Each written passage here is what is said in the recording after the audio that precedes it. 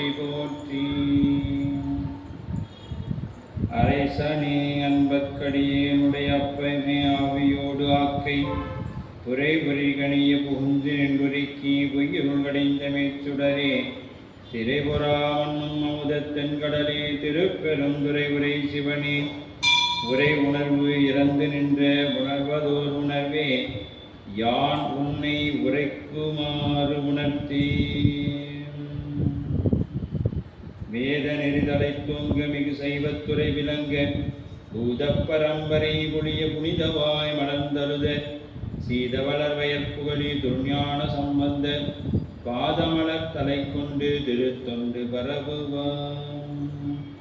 திருநாவுக்கரசு வளர் திருத்தொண்டின் நெறிவாட வருஞான தவமுனிவர் வாகீசர் வாய்மை திகழ் பெருநாமச்சேன் பரவலுகின்றேன் பேருலகில் குருநாவுக்குறை செய்த ஒன்றாமை உணராமே.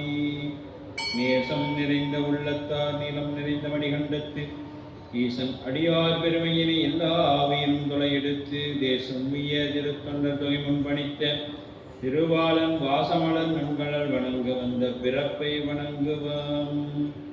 எழுதரு மறைகள் தேரா இறைவனை எல்லுங்கள் பொழிதரு காலத்து என்றும் பூசனை விடாது செய்து தொழுதகை தலைமை தேர துளும்பு கண்ணீருள் மூழ்கி அழுது அடியடைந்தன்பன் அடியவர் கடிமை செய்வாம்.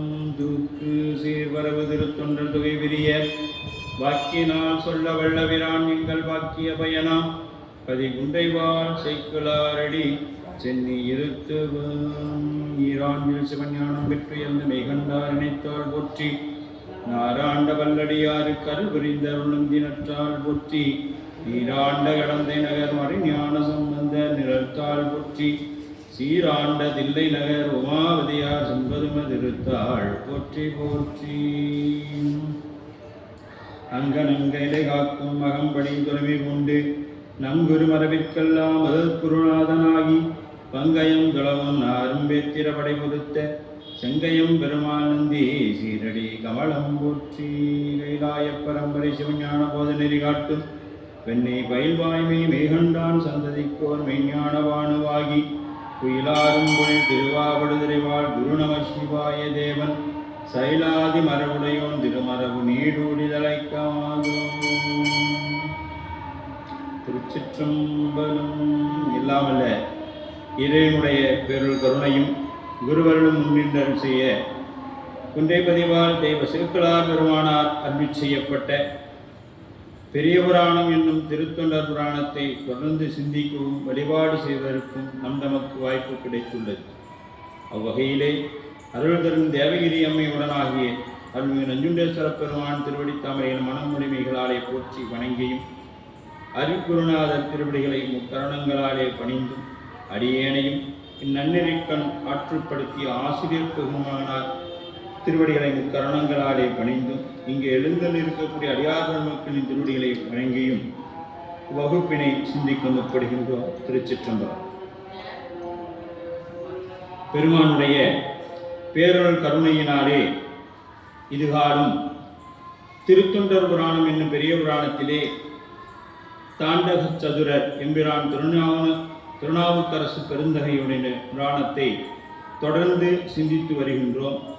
சென்ற வகுப்பிலே சமணர்கள் பல்லவ மன்னனுடன் சேர்ந்து அவரை நஞ்சு கொடுத்து அவருடைய உயிரை எடுப்பதற்காக முயற்சிக்க செய்கின்றார். அப்பொழுது அந்த நஞ்சு என்ன செய்கின்றது என்றதை நாம் மேலும் என்ன செய்தது என்பதை இந்த வகுப்பில் சிந்தித்து அதன் பிறகு அந்த நஞ்சினால் அவருக்கு மரணம் ஏற்படாத காரணத்தால் அவரை யானையை விட்டு மிதிக்க ஆட்படுத்துகின்றார்கள். அந்த அளவிலே சென்ற வகுப்பானது நிறைவு செய்திருந்தோம். மற்றதும் மொழி கேட்டு மதிகட்ட மன்னவனும் செற்றவனை இனி கடியவும் திறம் எவ்வாறு என செப்ப மந்திர சாதனம் நாங்கள் ஒளிந்திரனின் கொற்ற வயல் கடிது எதிரே விடுவது என்று சமணர்கள் கூற அந்த போர்க்களிற்றை போர் செய்ய இருக்கின்ற அந்த யானையை அவர் மண்ணிலே கழுத்து வரை மண்ணிலே புதைத்து அவர் மீது ஏவுகின்றார்கள். யாரு? திருநாவுக்கரசர் மீது இந்த பல்லவ மன்னன் ஏவுகின்றார். அந்த அளவிலே சென்ற வகுப்பானது நாம் நிறைவு செய்திருந்தோம். அப்ப சொல்றாரு தெய்வ சேக்கிழார் பெருமான் அவர்களை பார்த்து, மா பாவிகள் கடை அமணர் வாகீசர் திருவடியா காவாடி அடியவர்வாள் கடற்கடிற்றை விடுக என்ன பூபாலர் செயல் மேற்கொள் புலை தொழிலோன் அவர்தம் மேல் கோபாதி சமயம் ஆன கொலை கயிற்றை விடச் சொன்னான். அந்த கயிற்றை யானையை கொண்டு போய் விடுங்க அப்படின்னு சொல்லிட்டார். இப்ப கூட்டத்தை குத்தி அந்த யானையை விடுறதுனா என்ன பண்றாரு? ஏற்கனவே ரொம்ப கோபமுடையதா இருக்கும். இவங்க என்ன பண்ணாங்க? மேலும் அதற்கு மதம் ஏற்படும் அளவுக்கு அவர்களுக்கு செயற்கையாக அந்த மத நீரை விட்டு விட்டார்கள். யானைக்கு செயற்கை மீண்டும் அதுக்கு மதம் பிடிக்கிற மாதிரி கோபம் வர மாதிரி செயல்களை எல்லாம் இவர்கள் செய்கிறாங்க. ஏன்னா அந்த யானை அப்பொழுதுதான் என்ன செய்யும்? போய் அவரை இல்லாம செய்யும் அப்படிங்கிற நோக்கில் இந்த அமணர்களும் பல்லவ மன்ன அந்த ஆட்களும் செய்கிறாங்க. அப்படி செய்யும் பொழுது அது என்ன பண்ணுது? அந்த கூடாரங்களை எல்லாம் குத்தி உடைக்குது.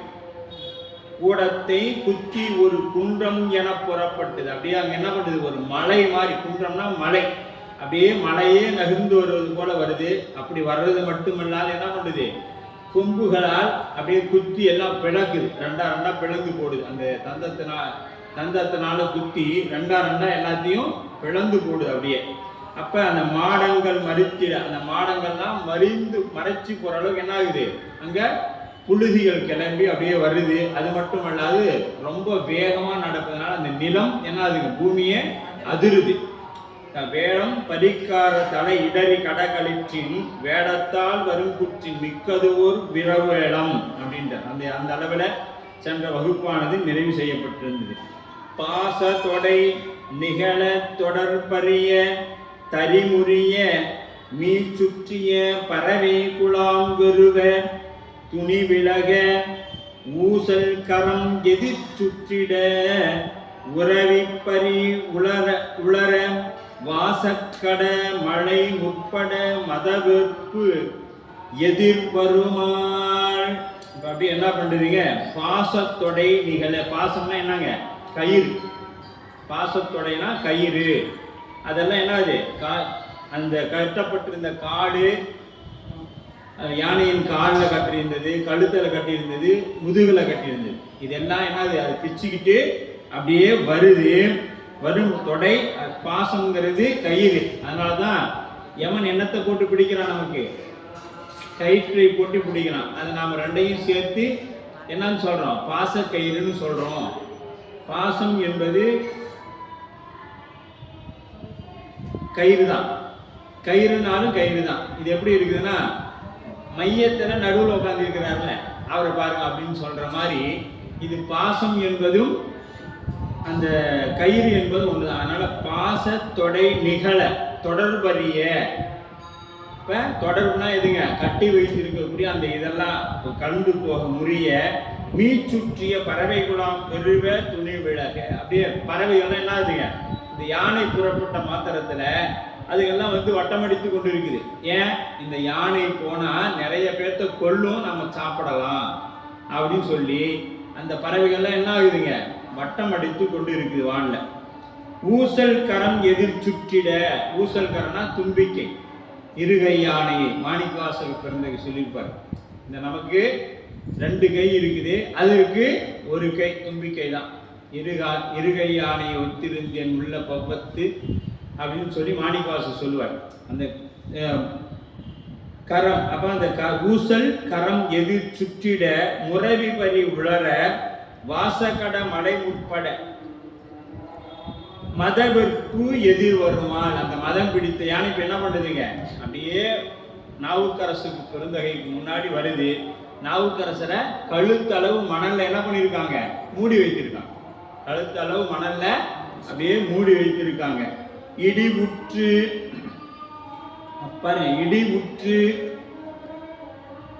எழும் ஓசையின் திசை இவம் உட்கிட அடியில் படிப்புக்குற நெளியப்படர் பவன கதிர் விசையில் கடிதுற்று அடி செயலில் கிளர்கடலின் படுகடையும் முடிவில் கனல் என முச்சினம் முடுங்கி கடுக்கியதே. 12வது பாடல். இடி உற்று எழும். இந்த ஒலி எப்படி இருக்குதா? இடியும் மின்னலும் தாக்குவது போல அந்த யானை வரும் பொழுது இருக்குது. இடியும் மின்னலும் தாக்கினா எப்படி இருக்கும்? அந்த மாதிரி ஒரே சத்தமா இருக்குது யானை வரும் பொழுது. அப்ப அந்த யானை எப்படிப்பட்டதாக இருக்க வேண்டும்? அந்த யானை அவ்வளவு வலிமை பொருந்தியதுன்னா அது முன்னாடி எழுத்து நிற்கிற ஆள் எப்படிப்பட்டவர்? அதை விட வலிமை பொருந்தியவர். ஏன்? அவருக்கு பின்னாடி இருக்கிறது ஈண்டு வரும் வினைகளுக்கு எம்பிரான் உலன். நீ எவ்வளவு, ஏன்னா எங்க சாமி நீ என்ன இது, இதை விட பெரிய யானையே எங்க சாமி கிழிச்சு ஒருவையா போத்துக்கிட்டார். அதனால நீலாம் ஒரு பெருசே கிடையாதுன்னு அவருக்கு என்ன இந்த நம்பிக்கை நம்ம இடத்துல வந்ததுன்னா நமக்கு சாமி எப்பொழுதுமே நன்மையே செய்து கொண்டிருப்பார்னு அப்பதான் நமக்கு தெரியும். இந்த நம்பிக்கை வரணும் எது செய்தாலும்.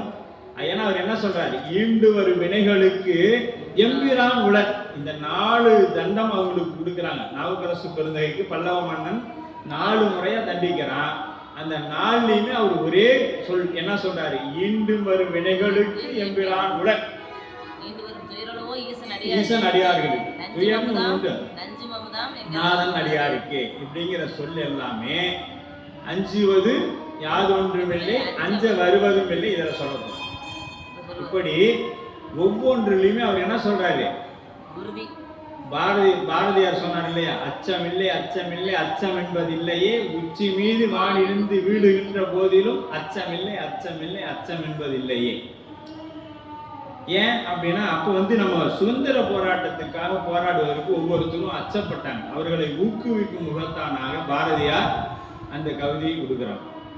அதுபோல நாவுக்கரசு பெருந்தகை அப்படியே அந்த யானை வருவதை பார்த்து என்ன பண்ணியிருக்கிறாங்க? இவருக்கு வெளியில தடுக்கிறது கூட இல்லை. கழுத்தளவு மணல்ல மூடி வச்சிருக்கிறாங்க. கழுத்து மட்டும்தான் வெளியில தெரியுது. அந்த அளவுல தான் நாவுக்கரசு பெருந்தகை இருக்கிறாங்க. அப்போ வரும் பொழுது எழும் ஒளி, அந்த தாக்குதலினால் கிளம்பும் ஓசை, அப்படியே பயங்கரமான ஓசை கேட்குது. ஒளி அப்படின்னா பஞ்சபூதங்கள் வானிலிருந்து சிறப்பு குணத்தை கூடியது. அந்த பஞ்சபூதங்களுக்கு என்ன உண்டு? 5 ஒளி உண்டு, சிறப்பான ஒளிகள் உண்டு. அப்படி எல்லாமே இந்த இடத்துல ஒளியை எழுப்புகின்ற பஞ்சபூதங்களும் ஒளியை காத்து அப்படியே அது வர்றதுனால ஒரு சப்தம், நிலம் அதிருது. அதற்கடுத்து அது தும்பிக்கையிலிருந்து வர தண்ணி, அந்த தண்ணி பீச்சு அடிக்குது. இப்படி ஒவ்வொன்றும் அங்கே நடந்து கொண்டு இருக்குது. அப்படி வரும் பொழுது திசை இடவம் திக்குசுகள். அப்படி திசை இடவம்னா திக்கு அப்படின்னு வரும். திசை இடவம்னா திக்கு.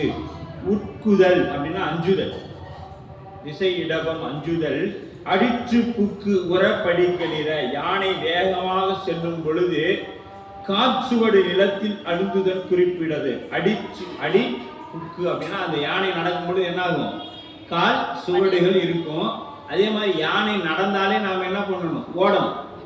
இப்ப யானை ஓடுது, அப்ப நாம என்ன பண்ணணும்? ஆமா, நாம சாதாரணமா யானை நடந்தா நாம ஓடணும். இப்ப யானை வேகமா வருது. எப்படி? கடல்ல இருந்து பொங்கி எழுகின்ற அலையை போல ஓடுது. அவ்வளவு வேகமா அப்படி போயிட்டு. படர் பவத்தினர் விசையாக அடிக்கும் காற்றின் வேகம். அப்படியே அந்த யானை வர்றதுனால என்ன ஆகுது? காற்றோட வேகம் அதிகமாகுது. இப்ப ஒரு வேகமா ஒரு பைக்கே நம்ம பக்கத்துல போனா என்ன ஆகுது? வேகமா அடிக்கும். உங்களுக்கு என்ன ஆச்சு? ஏன் இவ்வளவு வேகமா போறான் கேட்கறமா இல்லையா? அந்த மாதிரி அந்த யானையுடைய செல்லுகின்ற வேகம். கதி விசையின் கடிற்றுற்று என்ற 3 விரைவு, அதாவது கதி விசையில் கடிதுற்று அப்படிங்கிற 3மே என்னத்தை குறிக்கக்கூடியது? வேகத்தை குறிக்கக்கூடிய சொல்லாக கையாண்டிருக்கின்றார். அடுத்த செயல் கிளர்கடல் எனவும். கிளர்கடல்னா இந்த கடல்ல இருந்து வருது இல்லையா? எது? குதிரை முகமுடைய வடவாகினி. இந்த உலகம் எப்படி கடைசியில் இப்ப ஒடுங்குன்னு சொல்லப்படுது. இப்ப இருக்கிற வெப்பத்தையே நம்மளால என்ன பண்ண முடியல? தாங்கி கொள்ள முடியல. எப்பயாவது சாமி வான்மொழியில் வளாதி பெய்க பாடணும், சாமி மழையை விட மாட்டேங்கிறாரே அப்படின்னு நிக்கிறோம். இப்ப இந்த வெயிலையே நம்மளால தாங்க முடியலையே. இந்த தண்ணி எல்லாம் உறிஞ்சி வடவாகினின்னு ஒண்ணு கடல்ல இருந்து எழுந்து வரும். அந்த வெப்பத்தை எப்படி நம்மால் தாங்க முடியும்னு நினைச்சு பாரு. அந்த அக்னி வந்தா எப்படி இருக்குமோ அது போல இருந்தது அந்த இடம். அந்த இடம் அது போல இருந்தது. தணலென முற்சினம், எது கடலில் படு கனலென முற்சினம், வினை பற்றி வந்த உவமையாக இது இருக்கின்றது அப்படின்னு சொல்லப்படுது. அப்படி 8 திக்கு. அப்ப 8 திக்கு அப்படிங்கிறது 8 திக்கு யானை. இப்ப 8 திக்குக்கும் ஒரு யானை உண்டு. கிழக்கு முகமாக இந்த எங்க பார்க்கலாம் அப்படின்னீங்கன்னா, நீங்க இன்னைக்கு மதுரையம்பதியில போனீங்கன்னா அத உள்புற கருவறை சுற்றி 8 திக்கிலும் யானை இருக்கும். வெள்ளை யானை தாங்கி கொண்டிருக்கும். அதுல ஒரு யானை கரும்பு சாப்பிட்டு காமிச்சதாக வரலாறு உண்டு. யானை கரும்பு தின்ற படலம்னு திருவிளையாடல் புராணத்துல இருக்குது. யானை கல்யானை கரும்பு தின்ற படலம் அப்படின்னு. அது எப்படிங்க கல்யானை கரும்பு தின்னும்? ஆமா. மடுற்று அதனை இங்க பாருங்க, கிழக்கு முகமாக இருக்கக்கூடியது ஐராவதம்னு பேர். கிழக்கு முகமாக இருக்கக்கூடிய யானைக்கு ஐராவதம். தென்கிழக்குல புண்டரிகம், தென்கிழக்குல இருக்கிறது புண்டரிகம். தெற்கில் இருக்கிறது வாமனன் அப்படிங்கிற யானை. தென்மேற்கில் இருப்பது குமுதம் அப்படிங்கிற யானை. மேற்கில் இருப்பது அஞ்சனம். இதெல்லாம் தெரிந்து வைத்துக் கொள்ளலாம். மேற்கில் இருக்கக்கூடிய யானைக்கு பேரு அஞ்சனம். வடமேற்கில் புட்பந்தம் அப்படின்னும், வடக்கில் சாரூப பூமம் அப்படின்னுட்டும், வடகிழக்கில் சுப்ரதீபம் அப்படிங்கிற 8 வகையான இதுதான் திக்கு அப்படின்னு சொல்லப்படும். அட்ட திக்கு அப்படின்னு சொல்றோம் இல்லையா, அது மாதிரி இது 8 திக்குக்கும் 8 யானைகள் இருக்கும். இது நாம் இன்னைக்கும் மதுரையம்பதியில போனோம்னா கருவறையை சுற்றி 8 யானைகள் பார்க்கலாம். நீங்க அப்படியே கருவறையில சுவாமியை பார்த்துட்டு பார்த்தீங்கன்னா வெளியில 2 யானை இருக்கும். இந்த மூளைக்கும் இந்த மூளைக்கும் 2 யானைகள் இருக்கும். பின்னாடி சுற்றி வரும்பொழுது நீங்க பார்க்கலாம். அந்த மாதிரி அந்த 8 யானைகள் இருக்கும் அப்படின்னு சொல்லப்படுது. 113வது பாடல். மாடு உற்று அணை இளவி புலம் மறிய செறி வயிற கோடுற்று இரு பிளவு இற்றரு குறை கையோடு முறிய சாடுற்று இடும் மதில் தெற்றுகள் சரிய புடை அணிய செற்று ஆடுற்று அகழ் வெளிவுற்று அடற்கை குள வரையே. அப்படியே மாடுற்று அணை இளவு இளவிகுளம் அப்படி மதயானே சொல்லுவதால் இருபுறமும் வழி விலகி வரும் வீரர்கள் எரிவரும் துணிபோல் விலகுவதாக குதிரைகள்.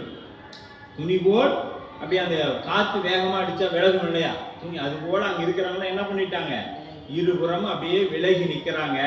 குதிரையும் விலகாத குதிரைகளை என்ன பண்றது, செறி வயிற்று கோபி முறித்து முற்றியதால் வைரம் பாய்ந்த கொண்ட வைரமணி கழுத்திய கிண்பு யானைகள் கொம்பு. அந்த கொம்பு யானை என்ன, அந்த யானை என்ன அப்படியே 2 கிழித்து போடுது. யானைகள் இந்த குதிரை என்ன 2 அப்படியே கிழித்து போடு. அந்த அளவுக்கு வேகமாகவும் மதம் பிடித்து போயும் இருக்கக்கூடிய யானை இது. யானையை நாம் எதற்கு உதாரணமா வச்சுக்கிட்டோம், 4 செயலுக்கு 4 சொன்னோம். ஆணவத்தின் இதா வச்சிருந்தோம், ஆணவத்துக்கு இதை சொல்லலாம் அப்படின்னு சொல்லி வச்சிருந்தோம். நம்ம பார்க்கும் பொழுது போன வகுப்புல சொன்னோமே 4 எதுக்கு வச்சிருந்தோம் அப்படின்ட்டு. ஏன் சுண்ணாம்பு சூளை, கோபம், காமம் அப்படிங்கிறதெல்லாம் சுண்ணாம்பு சூளை, வெப்பம் பொருந்தியது அதெல்லாம். அதுக்கு அடுத்தது நஞ்சு. அது ஒரு பால்ல ஒரு 10 லிட்டர் பால்ல ஒரு சொட்டு விழுந்தாலும் என்ன ஆயிடுச்சு. அது போல நம்ம இடத்துல இருக்கக்கூடிய குணத்துல ஒரு தீய குணம் இருந்தாலும் என்ன போயிடும், நாம ஆட்பட்டுடுவோம் அப்படிங்கிறதும். இது ஆணவம் எவ்வளவு கொடியதாக இருக்கு. இந்த ஆணவம் தான் எல்லாத்தையும் செய்யக்கூடியது. அது பணிந்ததுன்னா வேலை முடிஞ்சிச்சு, அவ்வளவுதான். கோடுற்று இரு பிளவிட்ட குறை கையோடு அப்படின்னா, கொம்பினால் குச்சி 2 பிள வாங்கி அதில் ஒரு துண்டத்தை கையில் கொண்டு ஏனைய பகுதிகளில் அழியும்படி சாடும் அதில் தெரிவித்து அப்படியே குத்தி தூக்கி விசறது. அது போய் இன்னொன்று அடிச்சு அதுவும் சாகும். இப்படியெல்லாம் அது பண்டிகை வருது. சாடுதல், மோதி அழித்தல். இது யானை. மோதி அழித்தல் யானையோட குணம். ஒன்னோட போய் அப்படியே மோதும் தலையை. நீங்க பாத்தீங்கன்னா மதம் பிடித்த யானை பாத்தீங்கன்னா போய் மரத்திலேயே தான் தலையை முட்டி மரத்தை தள்ளும். அந்த அளவுக்கு யானைக்கு பலம் உண்டு. யானை அப்படியே போய் தலையை அப்படி முட்டி என்ன பண்ணுங்க, அந்த மரத்தை தள்ளும். நீங்கள் நிறைய இப்போ செய்தியெல்லாம் பார்த்துருப்பீங்க, வருங்க சுற்றுச்சுவர்லாம் அப்படியே போகிற பூக்களை தட்டி விட்டு போயிடும்.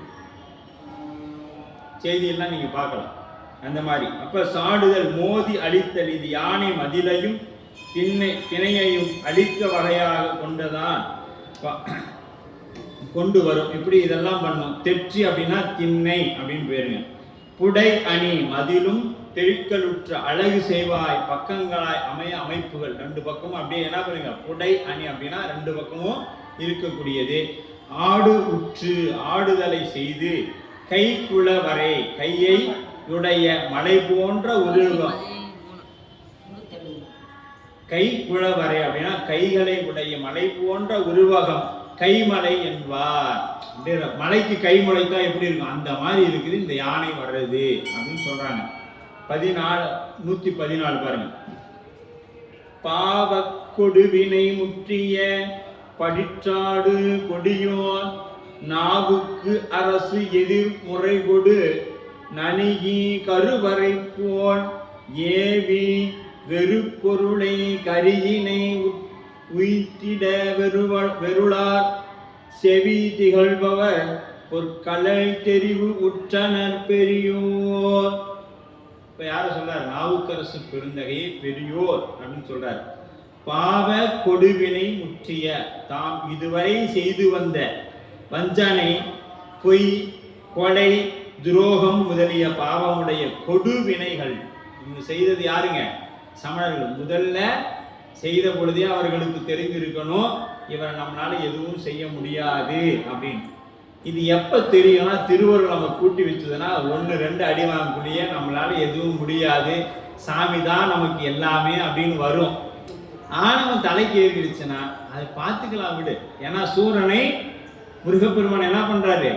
முதல்ல பேச்சுவார்த்தைக்கு தான் வீரபாகு தேவரை அனுப்புறாரு. வீரபாகு தேவரை, நீ போய் சமாதானம் பேசிட்டு வா, எந்த ஒரு சண்டையிட்டு வெற்றி பெற முடியாது, ஆகவே நாம சமாதானம் பேசி என்ன தேவையோ அதை கொடுத்து நாம செய்து கொள்ளலாம் அப்படின்னு சொல்லி அனுப்ப, அவர் நீ முதல்ல இங்க வரக்கு உங்களுக்கெல்லாம் தகுதி இல்லை, என் கூட வந்து இருக்கிறது ஒரு குழந்தை அப்படின்ட்டு. குழந்தையா இருந்தாலும் பெரியவங்களா இருந்தாலும் யார் நல்லது சொல்றாங்களோ அதை நாம கேட்டுக்கணும். அவர் என்ன சொல்லிட்டாரு? அது ஒரு குழந்தை, நீ போ, நான் சண்டையில பார்த்துக்கலான்ட்டு. அதன் பிறகு இப்ப இந்த யானை பிளந்த மாதிரி என்ன பண்ணாரு? முருகப்பெருமானுடைய கையில் இருக்கக்கூடிய சக்திவேல் போய் அவர் மரமாக மாறிய பொழுது 2ஆக பிளந்தது. அதுதான் முருகனுடைய கருணை. நம்ம சுவாமி எப்பொழுதுமே எந்த பொருளையும் அழிக்க மாட்டார். இப்ப அந்த இடத்துல சூரனை அழித்துட்டார்னு வந்திருந்துச்சுன்னா அப்ப இல்லாத ஒரு பொருள் இருந்ததாக ஆயிடும். நம்ம சைவ சித்தாந்த கொள்கைக்கு எதிரானது. கந்தபுராணம் முழுக்க சைவ சித்தாந்தத்தை பேசக்கூடியது. அப்ப அது உள்பொருள் என்ன பண்ணும்? ஒடுங்கும், இல்லைன்னா விளங்கி நிற்கும். 2ல ஏதாவது ஒன்று தான் பண்ணும். சரிங்களா? அப்ப அந்த இடத்துல இல்லாம போயிடுச்சுன்னா அப்ப இல்லாதது எப்படி தோன்றும்? தோன்றாது. அப்ப இருந்ததை என்ன பண்ணியிருக்கிறார் சுவாமி? அருள் செய்து தன்னுடைய வச்சுக்கிட்டார். ஏதாகவும் சேவலாகவும் மயிலாகவும் தன்னுடனே இறைவன் வைத்துக் கொண்டார் அப்படின்னு சொல்லி, இதுக்கு பேர் மரக்கருணை.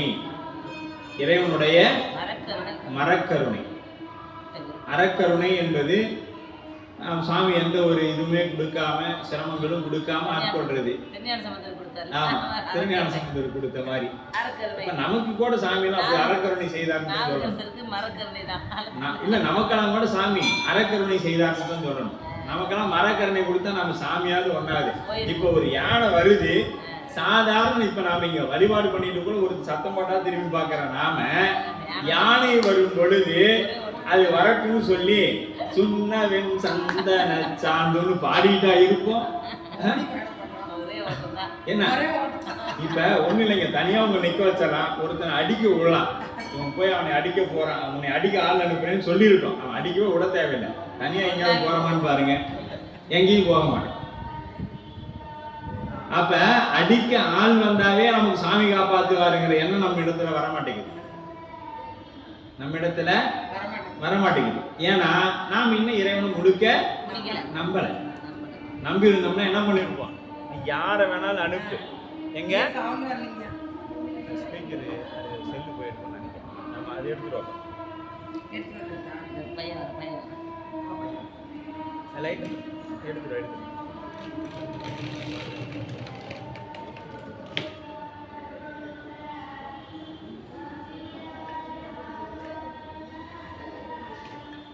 சார்ஜ் போடலையா?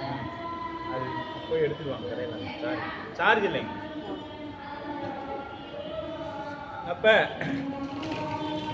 என்ன பண்றாரு? அந்த நம்பிக்கை நம்ம இடத்துல வருவதில்லை. ஆனா இப்ப என்ன பண்றாரு இவரு?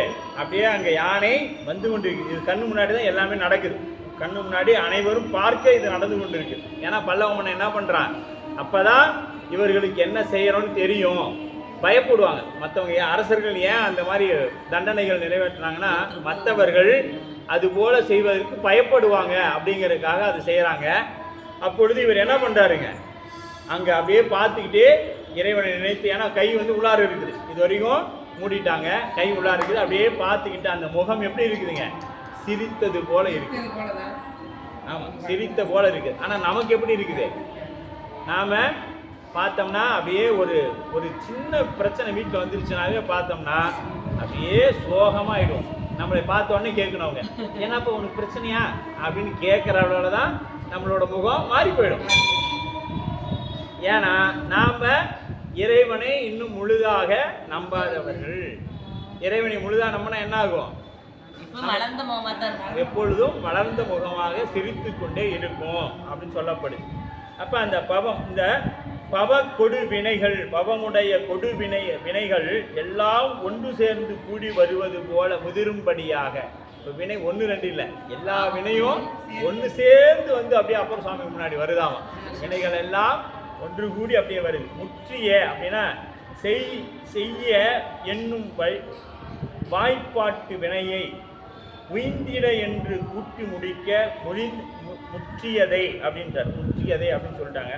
முற்றிய படிவுறு அப்படின்னா பொய் உண்மையை மறைத்து செய்யும் வஞ்சகம். பொய் மற்றும் உண்மையை மறைத்து செய்யக்கூடிய வஞ்சகம். படிற்று வாய்மொழி பல பாராட்டி உள்ளதுள்ள தெல்லியின் சுரந்து கள்ள நோக்கோடு கைதொழு நிறைந்து, கள்ள நோக்கோடு அப்படியே கைதொழு நிறைந்து கருவறை போல் ஏவி, கருவறை போல் ஏவி கரிய மலை ஒன்றினை ஏவுதல் போல செலுத்தி ஏவுதல் சிவனை இவரை கொள் என்று பயில் காட்டி விடுதல். ஏவுதல்னா இவரை கொல்லுன்னு சொல்லி அனுப்பியது அப்படின்னு சொல்லப்படுது. யார் அனுப்புனா? சமணர்கள். பழக்கப்பட்ட யானைகள் ஏவுதல் மொழியறிந்து ஏவின் காரியங்களை செய்ய வல்லன. இந்த யானை எப்படிப்பட்டதுங்க? போருக்கு போகக்கூடிய யானை. போருக்கு போகக்கூடிய கொற்ற யானை. கொற்ற களிர் அப்படின்னா போருக்கு போய் பல போர்களை சந்தித்த யானை இந்த யானை. இது மேலதான் அரசன் ஏறி உக்காந்துட்டு அவர்கள் எல்லாம் போய் அந்த சண்டையிடுவாங்க. அதாவது முன்னாடி யாரு பட்டாலும் சரி, அவன் நல்லவன் கெட்ட யாரையும் பார்க்காது, போட்டு தள்ளி போயிட்டே இருக்கும். அப்படிப்பட்ட யானை, பழக்கப்பட்ட யானை. ஏவி விட்டோன்னா போய் அந்த காரியத்தை செய்துட்டு தான் வரும், இல்லைன்னா என்ன ஆகும்? வராது, செய்துட்டு தான் வரும் அப்படின்னு சொல்றேன். வரை போல் களிற்றினை வெருளார் அப்படின்னா வெற்றி மிக்க இடவம் என்றுரைத்ததும், வெற்றியால் அடையவர்பால் திகழும் செயல்களும் அப்படின்ட்டு. கடல் தெளிவுறுதல் அப்படின்னா சிந்தித்து அதன் முயற்சியினால் அழுந்தி நின்று அதன் வயப்பட்டு தானிலை தலை கண்டே முண்டமன நேர் நோக்கிட முதல்வனை தொழுது இருந்தார் அத்தெளிவின் முதிர்ச்சியினை. இப்ப என்ன பண்றாரு? தாளினை தலைமேல் கொண்டு மூண்டமன மேல் நோக்கி என்ன பண்ணாரு? முதல்வனையே தொழுதிருந்தார் அப்படின்னு நம்ம முன்னமே 97வது பாட்டெல்லாம் பார்த்தோம். 97வது பாடல்ல இதை பார்த்தோம். எப்படி இருந்தாரு? என்ன வந்தாலும் சரி நான் இறைவனை தொழுது கொண்டே இருப்பேன்னு சொல்லி தொழுதார். அத்தெளிவின் முயற்சியா. எந்த தெளிவு? ஈண்டு வரும் வினைகளுக்கு எம்பிரான் உலன் அப்படிங்கிற தெளிவு இருந்ததனாலையும், பெரியோர் அப்படின்னா இங்கு பிறர் எவராலும் செய்தற்கரிய செயல் செய்கையினால் பெரியோர், செயற்கரிய செய்கை செய்வார் பெரியோர் அப்படின்னு சொல்லப்படும். அதனால இந்த செயல் இப்ப நாம என்ன பண்ண முடியாது, இது போல நம்மால் இருக்க முடியாது அப்படின்னு சொல்லப்படுது. அப்ப 115வது பாடல். அண்ணல் அருந்தவவேந்தர் ஆணை மேல் வரக்கண்டு விண்ணவர்தம் பெருமானே விடை உகந்து ஏறும் பிரானே சுண்ணவெண் சந்தனச் சாந்தும் தொடுத்த திருப்பதிகத்தை மண் உலகு உய்ய எடுத்து மகிழ்வுடனே பாடுகின்றார். அப்படியே என்ன பண்றார், நாவுக்கரசு பெருந்தகை அந்த யானை வருது, அப்படியே சிரித்து கொண்டே அதை பார்க்கிறார். சிரித்த முகத்தோட அந்த யானையை பார்க்கிறார். பார்த்து கொண்டே இறைவனை நினைந்து அங்கு எப்படி மாசில் வீணையும் மாலை மதியமும் வீசு தென்றலும் வீங்கிலர் வேணிலும் மூசு வண்டரை பொய்கையும் போன்றவே ஈசன் எந்த இணையடி நிழலே அப்படின்னார். அங்க அப்படியே எங்க வந்துச்சான், இந்த வெப்பத்துக்கு நடுவுல நல்ல கோடை வெயில்ல நல்ல புங்க மரத்து நிழல் கிடைச்சாது போல அங்க இறைவனுடைய திருவடி கிடைச்சது. இறைவனோட திருவடி எவ்வளவு குளிர்ச்சி பொருந்தியதுன்னு நமக்கு முன்னாடியே பார்த்துருக்கோம். அது எவ்வளவு குளிர்ச்சி பொருந்தியதாக இருந்தது அப்படின்னு. அது போல இங்க என்ன ஆயிடுச்சிங்க, அவரு அப்படியே அந்த சிரித்த மலர்ந்த முகத்தோட அப்படியே நின்றுகிறாரு. அண்ணல்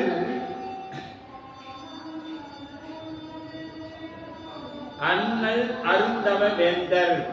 அண்ணல் அருந்தவ வேந்தர்னா பெருமானுடைய அடியார், பெருமானையே பெருமையுடைய தவம் என்றும். அண்ணல் தவ வேந்தர்னா தவம் செய்த அருளை தலையாக கொண்டிருப்பவர், தவம் செய்ததையே முதலாக தலையாக கொண்டிருக்கக்கூடியவர்கள் அப்படின்னு பொருள்.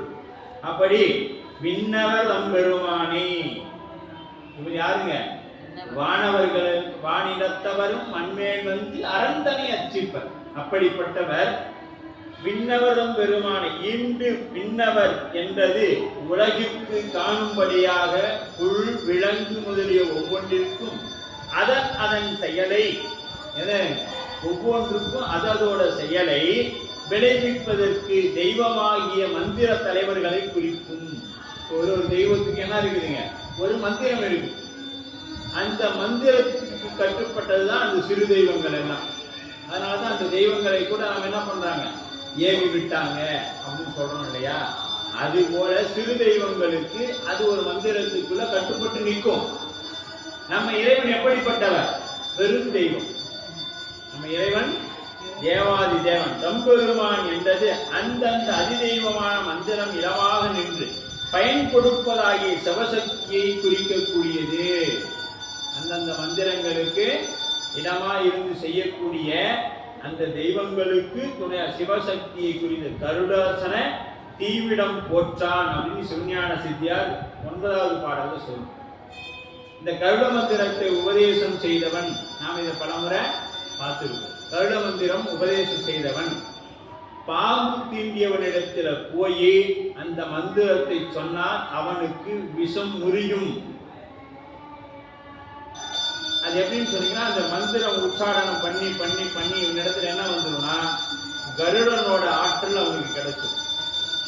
அவன் போய் பாம்பு கடித்து இறந்தவன் முன்பாக நின்று, பாம்பு கடித்தவன் முன்னாடி நின்று அந்த மந்திரத்தை உச்சாரணம் பண்ணானா, இது சிவஞான சித்தியார்ல சொல்லுது. அந்த மந்திரத்தை உச்சாரணம்னா என்ன ஆயிடும், அவனுக்கு அந்த விஷம் முறிவு ஏற்பட்டு அவன் மீண்டும் அந்த விஷம் இல்லாத உடலை பெற்று வாழ்வான் அப்படின்னு சொல்லப்படும். அதுதான் கருடாசன தீவிடம் போற்றான் அப்படின்னு சிவஞான சித்தியார் சொல்றது. இப்ப அது போல நாம் என்ன பண்ணணும், இதுதான் யார் ஒருவர் உருகுவார் உள்ளத்துள்ளே அவ்வுருவாய் நிற்கின்ற அருளும் தோன்றும். இப்ப நாம எந்த அளவுக்கு சிவாய நம சொல்லிக்கொண்டே இருக்கிறோமோ அந்த அளவுக்கு பெருமான் நம் உள்ளத்துல விளங்கி தோன்றுவான். இதுல இன்னும் சொல்ல போனோம்னா, நமக்கு சமயம் அடுத்த விசேட தீக்கை செய்யறாங்க அப்படின்னா, உங்களுக்கு கொடுக்கப்பட்ட மந்திரம் எவ்வளவோ அதை கணித்து முடித்தாதான் உங்களுக்கு சிவபூஜை கிடைக்கும். அது முடிந்த பிறகுதான் என்ன கிடைக்கும், உண்மை கிடைக்கும். அவங்களுக்கு கொடுக்கப்பட்ட மந்திரங்கள் முடியணும். அது வரைக்கும் நாம் என்ன பண்ணணும், அந்த அளவுக்கு அன்போட ஜபம் பண்ணணும். அந்த மந்திரங்களை ஜபம் பண்ணோம்னா அது நடக்கும். தம்பெருமான் என்ற அந்தந்த அதிதெய்வத்தை மந்திர இடமாக நின்று பயன் கொடுப்பதாகிய சிவசக்தியை குறிக்கும் அப்படின்னு சொல்லி இதுல 3 வகையான இடர்பாடுகள் இருக்கும். ஆதி பௌதிகம், ஆதி தெய்வீகம், ஆதி ஆன்மீகம்.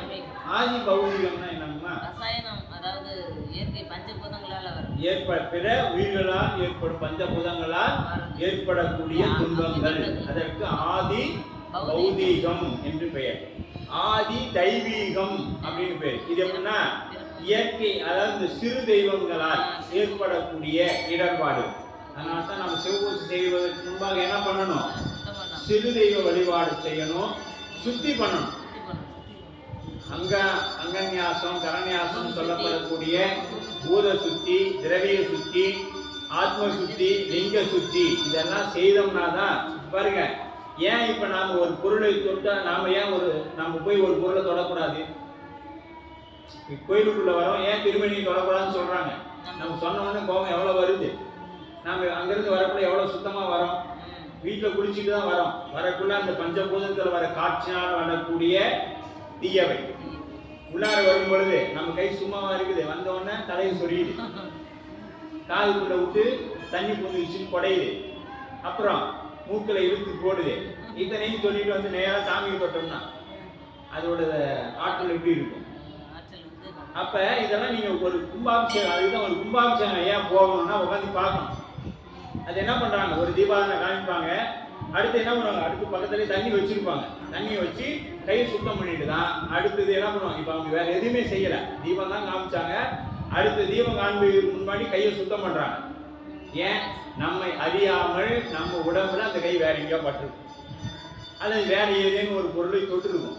இதுக்கு மேல காத்தின்னு ஏதேனும் அந்த நச்சு கிருமிகள் வந்துடும். அதனால ஒவ்வொரு முறையும் தண்ணியை போட்டு சுத்தம் பண்ணிட்டு தான் வருது. அடுத்த தீபம் இதை வச்ச உடனே அடுத்து தண்ணி முதல்ல கொடுப்பாங்க, தண்ணி சுத்தம் பண்ணிட்டு அடுத்த தீபம்.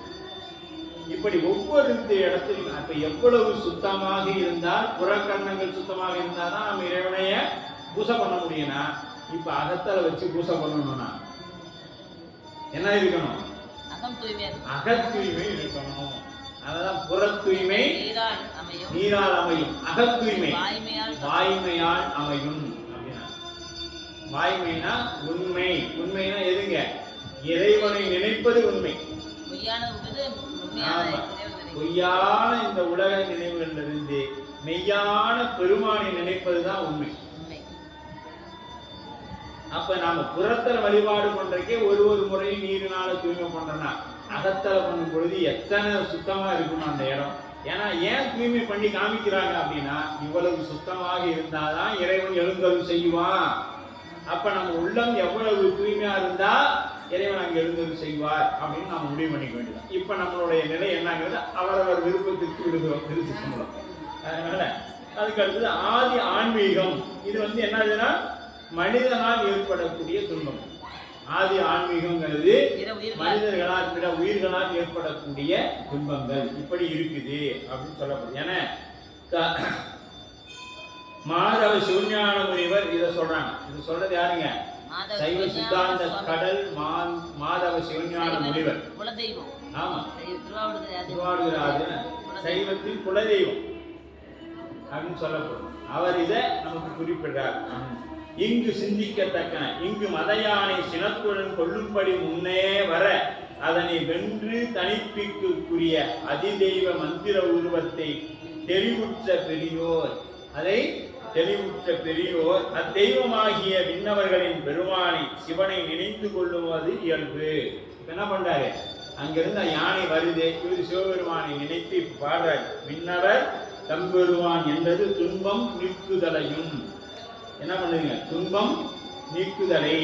மண்ணுலகுயை எடுத்தது. இது எதுக்கு? அவருக்காகவானா? இல்லை, இந்த மண்ணுலகுமையும் பொருட்டாக அவர் இந்த பதிகத்தை பாராயணம் செய்கிறார். இந்த பூமி சிவனுய கொள்கின்ற ஆரென்று நோக்கி திருப்பெருந்துறைவாய்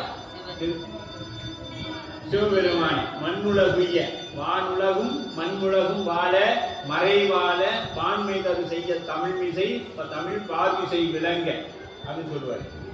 அதுபோல இது மகிழ்வுடன் வெருளார் அவர்தம் மனத்தினுள் அச்சமின்றி அச்சமின்றி என்பதாயிற்று. மகிழ்வாகிய மனநிலை. இப்ப மனசு எப்படிப்பட்டதுங்க? சிறிதும் அதன அச்சமில்லை. அச்சமில்லாத யாவரும் பெரும் உறுதி நம்மை கருதி எழுந்தது. அந்த உறுதிப்பாடு, இந்த மாதிரி உறுதிப்பாடு நமக்கு வேணும். இப்ப எப்படிங்க வருவோம் அப்படின்னா, அது வரைக்கும் நீ இப்பொழுது செய்யக்கூடிய வழிபாடை சரியா செய்து வந்து கொண்டே இருந்தீங்கன்னா அது சிறிது சிறிதாக நம்ம என்ன செய்யும்? மாற்றம் செய்து கொண்டே வரும். அப்ப நாம இந்த எப்படி புறக்கரணங்களை தூய்மை செய்து இறைவனை வழிபாடு செய்கின்றோமோ அதுபோல அகத்தும் தூய்மை. அகத்தூய்மை எப்படிங்க செய்யறது? நம்ம பெருமான் நமக்குள்ள இருக்கிறான், என்ன செய்யணும்? நமக்கு பெருமான் நமக்குள்ள இருக்கக்கூடிய பெருமான் குருநாதர் சொன்ன 5 எழுத்தை நல்ல எவ்வளோ நேரம் எப்படி சொல்லணும்? சிவாய நம சிவாய நம சிவாய நமன்னு சொல்லி போடக்கூடாது. சிவாய நம இப்படித்தான் சொல்லணும். உள்ளுக்குள்ள சொல்லும்படி சீங்குக்குள்ள சிவபெருமானுடைய என்ன தெரியணும்? தோள்கள் தெரியணும். ஆமா. அப்புறம் அதுக்கு அடுத்தது வாங்குள்ள முகம் தெரியணும், யாங்குக்குள்ள ஜடாமுடி தெரியணும். இப்படி அப்புறம் நாங்கக்குள்ள வயிறு தெரியணும், மாங்கக்குள்ள திருவடி தெரியணும். இப்படி எல்லாம் ஒவ்வொரு முறையும் வச்சு பார்த்துக்கிட்டே வந்து உண்மை விளக்கம் பார்த்தோம்னா அதான் நமக்கு தெளிவாக சுவாமிகள் சொல்லியிருக்காங்க. இப்படி கீழே இருந்து போனா எப்படி, மேல இருந்து வந்தா எப்படி. அப்புறம் முதல்ல சிவாய நம்ம சொல்லிட்டு வர நமக்கு என்ன பண்ணுவார் இறைவன்? கருணை கொண்டு மந்திரத்தின் முதல்ல மலத்தை நீக்குவார். குறிப்பிட்டோம்.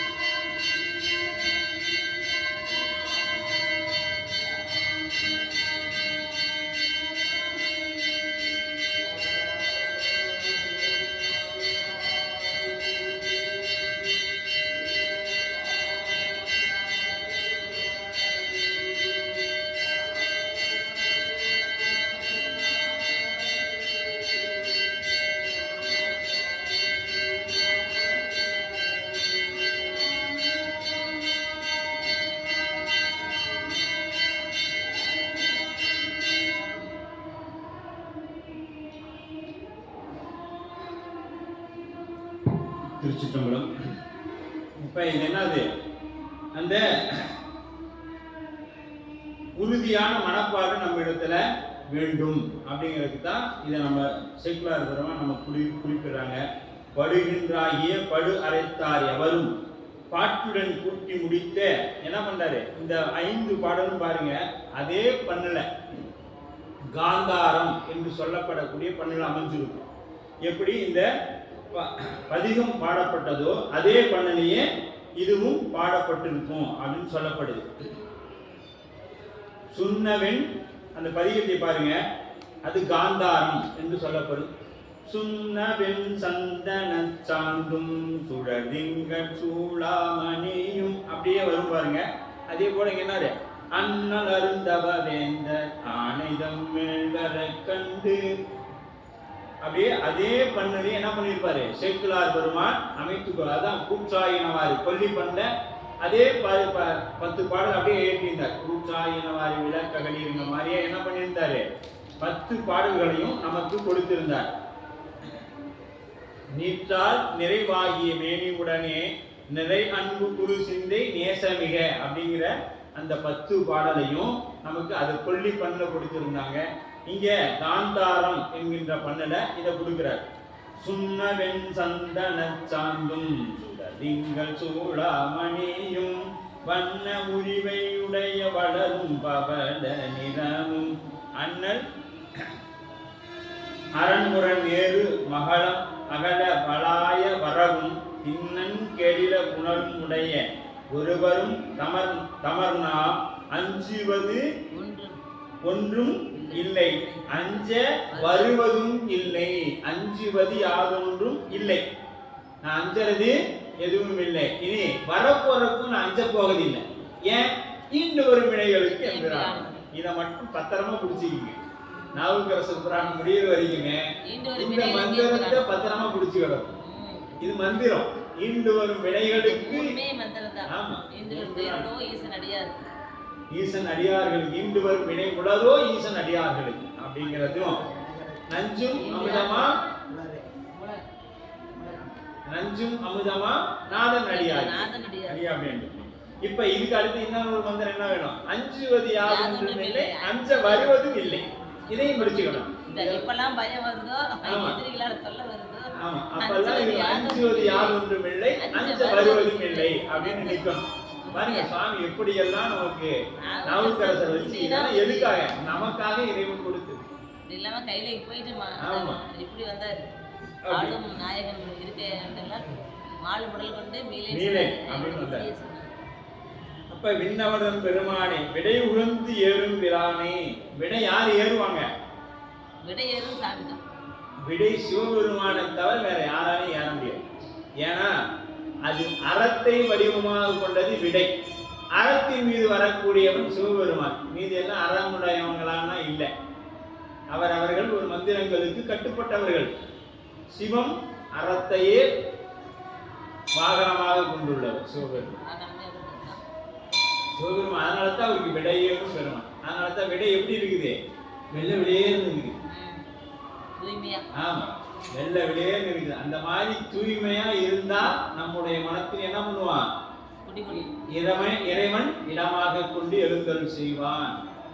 இப்ப இருக்கிறாரா? இருக்கிறார். எப்படி இருக்கிறார்? கல்வனை போல இருக்கிறார். ஆமா, கல்வனை போல மறைந்து இருக்கக்கூடிய இறைவன். மறைந்திருந்தா தான் அவனுக்கு கல்வன்னே பேரு. நம்ம உள்ளத்துல இறைவன் மறைந்து இருக்கிறான். அவன் வெளிப்பட்டு தோன்றுனா உள்ளம் தூய்மையாகணும். உள்ளம் தூய்மையானா வெளிப்பட்டு தோன்றும் அப்படின்னு சொல்லப்படும். அப்ப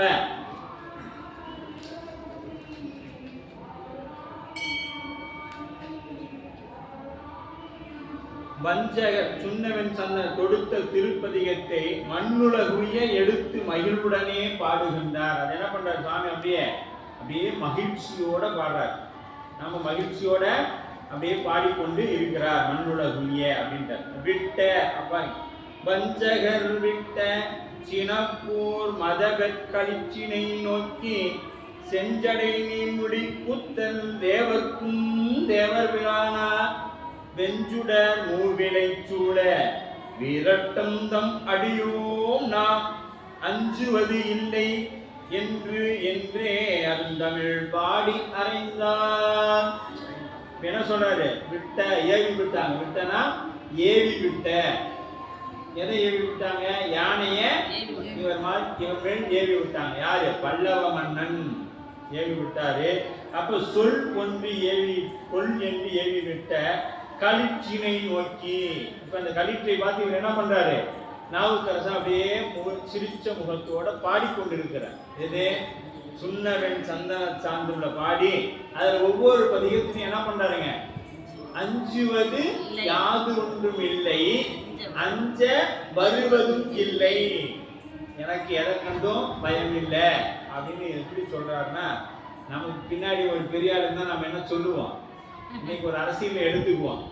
ஒரு கவுன்சிலர் எதுக்கும் பயப்பட மாட்டேங்கிறார். ஒரு காவல்துறை அதிகாரியை பார்த்து மரியாதை இல்லாம கூட பேசுவார். ஏன் அப்படின்னா அவருக்கு பின்னாடி அவருடைய தலைவன் இருக்கிறான் அப்படிங்கிற நம்பிக்கை. எனக்கு ஒரு தலைவன் இருக்கிறான் அப்படின்னு கலங்காம இருக்கிறான். நம்மகிட்ட அந்த நம்பிக்கை வரலையே. நம்மகிட்ட என்ன வரல? எதற்கும் ஒரு உறுதிப்பாடு இல்லை. எனக்கு ஒரு தலைவன் இருக்குன்னா அப்படிங்கிற நம்பிக்கையே நம்ம இடத்துல இல்லை. நாமளும் அந்த நம்பிக்கை இருந்தா எனக்கு ஒரு தலைவன் இருக்கிறான், நான் கலங்க மாட்டேன், நாமளும் கலங்காமலே நீ வந்து காட்டினாய் கழுக்குண்டிலே நிக்கலாம். கலங்கினே கலங்காமலே நீ வந்து காட்டினாய் கழுக்குண்டிலே அப்படின்னு சொல்லுவார் இறைவன். அப்படியே கலங்காம வந்து காமிச்சார். எப்படி கலங்காமனா திருப்பெருந்துறையில எப்படி இருந்தாரோ அது போல திருக்கழுக்குன்றத்துல வந்து காமிச்சாரு. அதனால அங்க இருந்தது போல கொஞ்சம் கூட மாற்றம் இல்லைங்க, அப்படியே வந்து காட்டினாய் கழுக்குண்டிலே அப்படின்னு. இங்க நம்ம ஒரே கலக்கமா இருக்குதே, எங்க அப்பதான் சாமி ஐந்தெழுத்து சொல்லலாம்னா முடிய மாட்டேங்குது நம்மளால இல்லையா? அப்படிதான் நமக்கு இருக்கு. அப்படி என்ற உறுதிப்பாடு அஞ்சுவது இல்லை என்று என்றே என்று என்று அருந்தமிழ் பாடி அறைந்தார் அப்படின்ட்டு. அப்ப வஞ்சகர்னா யாருங்க? சமணர்கள், வஞ்சமுடையவர்கள். இவங்களோட கொள்கை விட்டு விலகினவங்க, கொள்கையை விட்டு விலகினவங்க. அவங்க வஞ்ச விட்ட கொள்கையை ஏவி விட்ட களிற்றினை நோக்கி, அந்த களிற்றினை நோக்கி பார்க்கிறார் சுவாமி. இவர் அந்த களிற்றினை நோக்கி பார்ப்பதனால என்ன ஆகுது அப்படின்னா, இதற்கு பெயர் தான் நயன தீக்கை. இந்த யானைக்கு என்ன ஆயிடுச்சு? தீக்கை பெற்றது. தீக்கை பெற்றா என்ன பண்ணணும்? இப்ப நாம ஆலயத்தை எத்தனை முறை வலம் வரணும்? 3 முறை வலம் வரணும். திருஞான சம்பந்த பெருந்தகைக்கு சுவாமி என்ன பண்ணாரு? முத்திச்சிவிகை முத்து பல்லக்கு கொடுத்தார். ஏன்னா குழந்தை நடந்து நடந்து கால் நாள் சிவந்து போட்டுட்டேன் அப்படின்னு நினைச்ச சுவாமி என்ன பண்ணிட்டாரு? உடனே சுவாமி மாரன்பாடியில போய் முத்து பல்லக்கு கொடையெல்லாம் கொடுத்துட்டாரு. கொடுத்த உடனே ஆஹா நாம ஒரு வண்டி வாங்கணும்னு என்ன பண்றோம்? வண்டி கிடைச்சிருச்சு, அப்படி ஒரு கலரை பார்க்குறோம், ஏன் என்ன பண்றோம்? ஏன் உட்காந்துட்டு குருன்னு போயிடுறோம். அவர் அப்படி இல்லை, ஐந்தெழுத்தை ஓதி 3 முறை வலம் வந்து அப்புறம் பெருமானை நேரை நினைந்து பெருமானே நீங்கள் கொடுத்தது என்று அமர்ந்தார். ஆமா, இன்னைக்கு யாருடைய குரு பூசை? மூல நட்சத்திரம், ஆவணி மூலத்துல என்ன வரும்? குதிரை வரும், போ அப்படின்னு சொல்லி விட்டாரு. மதுரை இன்னைக்கு அந்த நிகழ்வு நடந்திருக்கு. ஆமா, ஆவணி மூலத்தன்று குதிரை வரும்னு சொல்லு போ அப்படின்ட்டாரு. அவரு என்ன பண்ணிட்டாரு? வந்து மன்னன்ட்டு சொல்லிட்டாரு. ஏன்னா நமக்கு சொல்லிட்டாரு, அதனால ஆவணி மூலத்துக்கு வரும் பண்ணிட்டாரு. இவர் வந்து ஆவணி மூலத்துக்கு குதிரை வரும்னு சொல்லிட்டாரு. எங்க குதிரை வந்துச்சு? குதிரை வந்த பட்ட காணும். மறுபடியும் முடிச்சு அறையில் அடைச்சுட்டாங்க. அவர் மறுபடியும் அது நரிகள் எல்லாம் போய் இவர் என்ன பண்ணிட்டார்? காட்டுகிற நரியெல்லாம் தூக்கி குதிரையாக்கி கொண்டு வந்து அது இன்னைக்கு அந்த படம் நடந்திருக்கும் மதுரையும் பதியில். இன்னைக்கு அதை விட இன்னொன்னு, அல்லொத்த கண்டன் எம்மான் அருள் தர வந்தது படம். உங்களே கலை நாயனார் குரு பூசை எங்கோலோ விளைவு அப்படின்னு கேட்க, அல்லொத்த கண்டன் எம்மான் அருள் தர வந்தது. இதெல்லாம் என்ன பண்ணணும்? நம்ம புது வாகனம் வாங்கணும்னா அது ஒட்டி வச்சிடணும். அல்லொத்த கண்டன் எம்மான் அருள் தர வந்தது. இந்த வாகனம் எப்படி வந்துச்சு? எங்க சாமி கொடுத்தார் அப்படின்னு சொல்லணும். அந்த மாதிரி இந்த இடத்துல என்ன சொல்றாரு? அந்த நயன தீக்கை பார்வையால் பார்க்கிறார். இந்த பாடல் பார்த்துக்கிட்டே அந்த யானையை பார்க்கிறார். அது சும்மா அப்படியே புழுதி கிளப்பிட்டு வர யானை. இதுதாங்க ஆணவம். ஏன் ஆணவம்னு இதை அப்பவே சொன்னோம் அப்படின்னா இதுதான் காரணம். புழுதி அப்படியே நம்ம ஆணவம் தலைக்கு எரிச்சு என்ன பண்ணுவோம்? தலைக்கால் புரியாது நமக்கு, அப்படி ஆடுவோம். அந்த மாதிரி இந்த யானை பண்ணுது. அது அப்படியே இவர் பார்க்கிறார். இவர் ஏன்னா குருநாதர், அப்படியே சமயாச்சாரியர்கள் ஒருவர் அப்படியே பார்க்கிறாரு. அப்படியே வந்துச்சு. வந்த உடனே மிதிக்கணுமா இல்லையா? மிதிக்கும். ஆமா, அந்த கண் அதாங்க நல்லவர்களை பார்ப்பது நமக்கு புண்ணியம். அதனாலதான் நல்லோரை நாடு அப்படின்னு சொன்னாங்க. நல்லவங்க நம்ம கண்ணால பார்த்தா அது புண்ணியம். அவங்க நம்மளே பார்த்தா, இப்ப குருநாதர் போய் நம்ம பார்க்கறத விட குருநாதர் நம்மளே பார்க்கணும். சிவன் கோயிலுக்கு வரோம், அபிஷேகம் பண்ணாங்க, தெரியல, நம்ம கலங்குறோம், மறைச்சிக்கிட்டாங்களே அப்படின்னு. அதெல்லாம் இல்லை, அவரு நம்மளே பார்க்கணும். என்னத்தான் போய் நின்னாலுமே உண்மையை அவர் பார்க்கறாரா பின்னாடி இருக்கிறவங்க பார்க்கறாரான்னு அவருக்கு தான் தெரியும். நம்ம அடையாளம் இருந்துட்டு நாம அதில் ஒரு கலக்கத்தை ஏற்படுத்திக்கிறோம். எனக்கு தெரியல, நவுரு மறைக்காத அப்படின்னு ஒரு சத்தம். ராஜா அங்க இருக்கிறாரு, அவரு எல்லாம் பார்த்துக்குவாருங்கிற நம்பிக்கை நம்ம இடத்துல வர மாட்டேங்குது. ஆமா, இறைவன் ஒரு காலத்துல வச்சிருந்தாங்க எல்லா கோயில்களும். இறைவன் புகழன்று மற்றொன்று பேசக்க கோயிலுக்கு வந்து என்ன பேசணும்? சிவபெருமானுடைய புகழை மட்டும்தான் பேசணும்.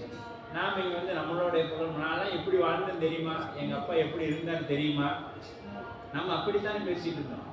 நான் எப்படி கஷ்டப்பட்டு வந்தேன்னு உனக்கு தெரியுமா? நீ எந்த கஷ்டம் எல்லாமே அவங்களுக்கு தான், நீ கஷ்டப்பட்டாலும் அவங்களுக்கு தான் நமக்கு வரும். அதனால அதெல்லாம் நம்ம பேசிட்டு இருப்போம். அப்படிலாம் இல்லை, பெருமானை தான் பேசணும் அப்படின்னு. அப்ப அந்த கழிச்சினை நோக்கி கண் பார்வை இதற்கு நயன தீக்கைன்னு பேர். அவர் அப்படியே பார்த்துக்கிட்டே இருந்தாரு. ஆணவமே இந்த கண் பார்வையில் அடங்கக்குள்ள இந்த களிர் அடங்குவது ஒரு பெரிதோ அப்படின்னு சொல்றாரு சேக்கிழார். அது ஒன்றும் பெருசு இல்லைங்க. உலகமும் வருகை என உரைப்பார் திருஞான சம்பந்தர். யாரு? அதே பார்த்து மண்ணினில் பிறந்தார் பெரும்பயன் மதிசூடும் மன்னலார் அடியாரும் செய்யும். அந்த பதியத்துல உலகமும் வருகை என உரைப்பா, உலகம் முன்னாடி, இந்த உலகத்துக்கு முன்னாடி நீ வா அப்படின்னு சொல்லி அவங்கள கூப்பிடுறாங்க இல்லையா? அது மாதிரி நோக்குதல், அழுந்தி பார்த்தல். நோக்குதல்னா அழுந்தி பார்த்தல். இது எப்படி சாத்தியப்படுமா அப்படிங்கிறதுக்கு நம்ம சிவபிரகாசத்துல விளக்கம் இருக்கு. தீக்கை வகையில நயன தீக்கை என்பது பார்வையினால் வினைகளை நீக்கம் செய்யக்கூடியது. ஏன்னா இங்க முன்னாடி சொல்லும்போது என்ன சொன்னாரு? எல்லா வினையும் ஒன்று சேர்ந்தால் கூட இந்த கலியில் வருது. அந்த வினைகள் எல்லாம் யார் பார்வைப்பட்டா போயிடும்? அருவரத்தொருவன் அவனில் வந்து குருவரனாகி அருளிய பெருமை. குருநாதன் பார்வைப்பட்டா அந்த வினை சாம்பலாக போய்விடும். அதற்கெல்லாம் எடுத்துக்காட்டு தான் இந்த புராணம். அப்படி அந்த நயன தீக்கை அங்கே யானைக்கு நடைபெறுது. நடைபெற்ற உடனே விலங்கு உணர்ந்துருச்சுங்க. விலங்கு இதை உணர்ந்துருச்சு. நம்ம உணர்ந்தமான இல்லை. நமக்கு சிவஞான சித்தியாரில் சொல்றாங்க, சிவபிரகாசத்தில் சொல்றாங்க, எல்லா புராணத்திலையும் சொல்றாங்க. நமக்கு குருநாதர் தான், சிவம் குருநாதனாகத்தான் எழுந்தருள் செய்யும், ஆன்மீக சட்டை வாங்கி தான் வரும் அப்படின்னு சொல்றாங்க. ஆனால் நாம் அதை கடைபிடிக்கிறோம்னா அது நமக்கு இறைவனுக்கு தான் தெரியும். திருவள்ளுவர் அதை. அப்ப இந்த நயன தீக்கை அப்ப செஞ்சடை நீர்முடி கூத்தர். ஏன்னா நம்ம இதற்கு முன்னாடி 12ஆம் வகுப்பு படிச்சிருக்கோம். சிவஞான போதம் படிக்கும் பொழுது எப்படி குருநாதன் வந்து தீக்கையை செய்து நீக்கிறார் அப்படின்னா, நாம் அவர் திருவடியில விழும் பொழுது அவர் எங்க போய் பிடிப்பாரு? சிவபெருமானுடைய திருவடியை நீல நினைவார். நீல நினைந்த அடியேன் உன்னை நித்தலும் கை கொள்ளுவேன் அப்படின்னு நீங்க அவர் திருவடியை விழுந்தோன்னா அவரு சுவாமி எனக்கு தெரியாது உன்னை தான் கும்பிடுறாங்க அப்படின்னு சொல்லி அவருடைய திருவடியை வணங்கிடுவார். அப்போ பிடிச்ச உடனே அவருக்கு எங்க போயிடுச்சு? இங்க வந்த அப்படியே அந்த கரண்ட் அது வழியா எங்க போகுது? போகுது, கீழே வந்துடு. அப்ப இது வழி ஒண்ணு வேணும். அந்த வழிதான் குருநாதர். அந்த வழிதான் குருநாதர். அப்ப குருநாதர் வழியில போனோம்னா, அவர் சொல்லுல நின்னோம்னா நமக்கு யார் தெரியுவாங்க? சிவபெருமான் என்கின்ற ஒரு இறைவனே, ஒரே ஒரு இறைவன். ஒன்றும் ஒன்றும் ஒன்றும் அந்த ஒன்றை நாம் உணரலாம். அதுக்கு தான் இந்த திருவடியை பிடிச்சா அந்த திருவடி கிடைக்கும். அப்படி அது போல இவர் என்ன பண்ணிட்டார்? இப்ப செஞ்சடை நீர்முடி கூத்தரை நினைந்தார். இவரு நாவுக்கரசு பெருந்தகை என்ன பண்றாரு? பிறையும் கங்கையும் சூழ்கின்ற தன்மையால் அடைந்தவரை காக்கும் தன்மை வெளிப்பட புலப்படுத்தி நின்றது இறைவன் சடாமுடி. இந்த சடாமுடி இறைவனுடைய பெருமையை காண்பிக்கக்கூடியது. அவர் எப்படிப்பட்டவர் அப்படிங்கிறது. ஏன் நிலவு போய் எங்க கிடந்துச்சு? இறைவன் திருவடியில விழுந்துச்சு. கலைகள் எல்லாம் இழந்து நின்றது, சடாமுடியில நின்றுச்சு. என்ன ஆயிடுச்சு? வளர ஆரம்பிச்சிருச்சு இல்லையா? அது போல நீர்முடி அருள் பெருக்கின் ஒரு காலம் உணவாது நீரும் தன்மை உடையது. இது எப்பொழுதுமே வளர்ந்து கொண்டு வளரும் சடை. இந்த சடை எப்படிப்பட்டது? வளர் சடை, வளரும். அதனாலதான் இறைவன் அடியார்கள் இறைவனிடத்துல வந்துட்டோம்னா நீ எங்க இருந்தினாலும் சாமி என்ன பண்ணிடுவாரு? எப்படியா கொஞ்சம் கொஞ்சமா கொண்டு வந்து நான் எப்படி இருந்தும் தெரியுமா நான் அப்படிங்கிற அளவில் கொண்டு வந்துடுவாரு. எப்படி இருந்த நான் இல்லை, எப்படி இருந்தும் தெரியுமா நான், ஆனா எனக்கு இன்னைக்கு சுவாமி 4 பேர் கும்பிட்ற அளவுல வச்சிருக்கிறார். அது எனக்கு போதும். திருநீர் கொடுத்துக்கிறாரு, ருத்ராட்சம் கொடுத்துக்கிறாரு, மன நிம்மதி இருக்குது, போதும் அப்படிங்கிற நிலை எங்க வரும்னா சிவபெருமானிடத்துல வந்தா மட்டும்தான் வரும் அப்படின்னு. இப்ப இந்த யானை என்ன பண்ணுது? கூத்து நீண்ட. கூத்துனா அருளின் வரும் நித்தமாகி ஐந்தொழின். கூத்துனாவே என்ன வந்துடணும்? ஐந்தொழில். படைத்தல், காத்தல், மறைத்தல், அருளல். அருளல், ஒடுக்குதல். இதெல்லாம் ஒடுக்குதல், மறைத்தல், அருளல். இது ஐந்தொழிலும் செய்யக்கூடியவன். அரங்கிடை நூலறிவாள் அறிவான் படாதோ குத்தும் அப்படின்ற தேவர் பிரானார் தலைவனாக பெரியோர் பெருந்தேவர் மகாதேவன். இவருக்கு தேவர் பிரான்னா மகாதேவன். அரகர மகாதேவா அப்படின்னு சொல்றோம். மகாதேவன் வெஞ்சுடர் மூவிலை சூழ வீரட்டந்தம் அடியோம் நாம். நீ வர, நீ எப்படியாப்பட்ட ஆளவனான்னு இருந்துக்கோ. ஆனா நான் யார் தெரியுமா? சூழ ஆயுதத்தை, அங்குசத்தையாகும் சூழ ஆயுதத்தை கையில் வைத்துக் கொண்டிருக்கக்கூடிய அதிகை வீரட்டத்து பெருமானுடைய அடியவன் நான். அந்த தைரியம், அந்த தைரியம் நாவுக்கரசருக்கு. நீ எதை வேணாலும் பண்ணிக்கோ. நான் யார் தெரியுமா? அதிக வீரட்டத்தில் இருக்கக்கூடிய பெருமானுக்கு, சூளத்தை வைத்திருக்கக்கூடிய பெருமானுக்கு அடியவன் நான்.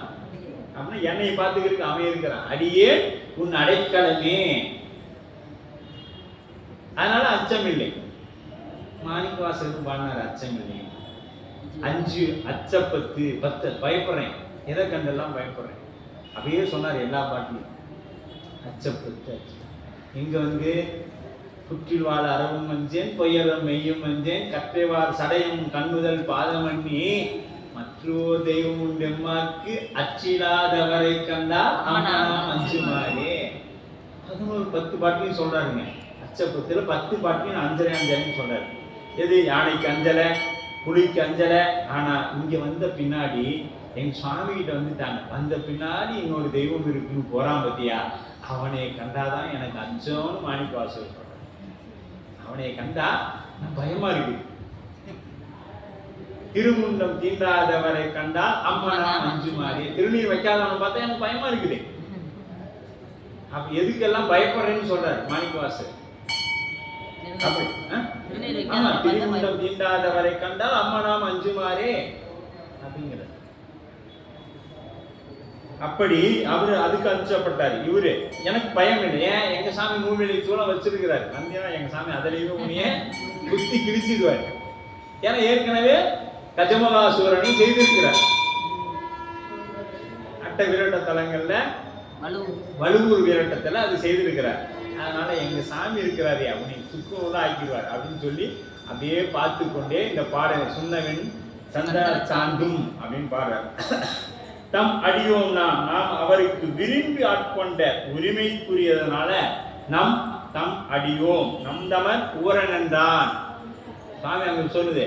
என்ன சொல்றாரு?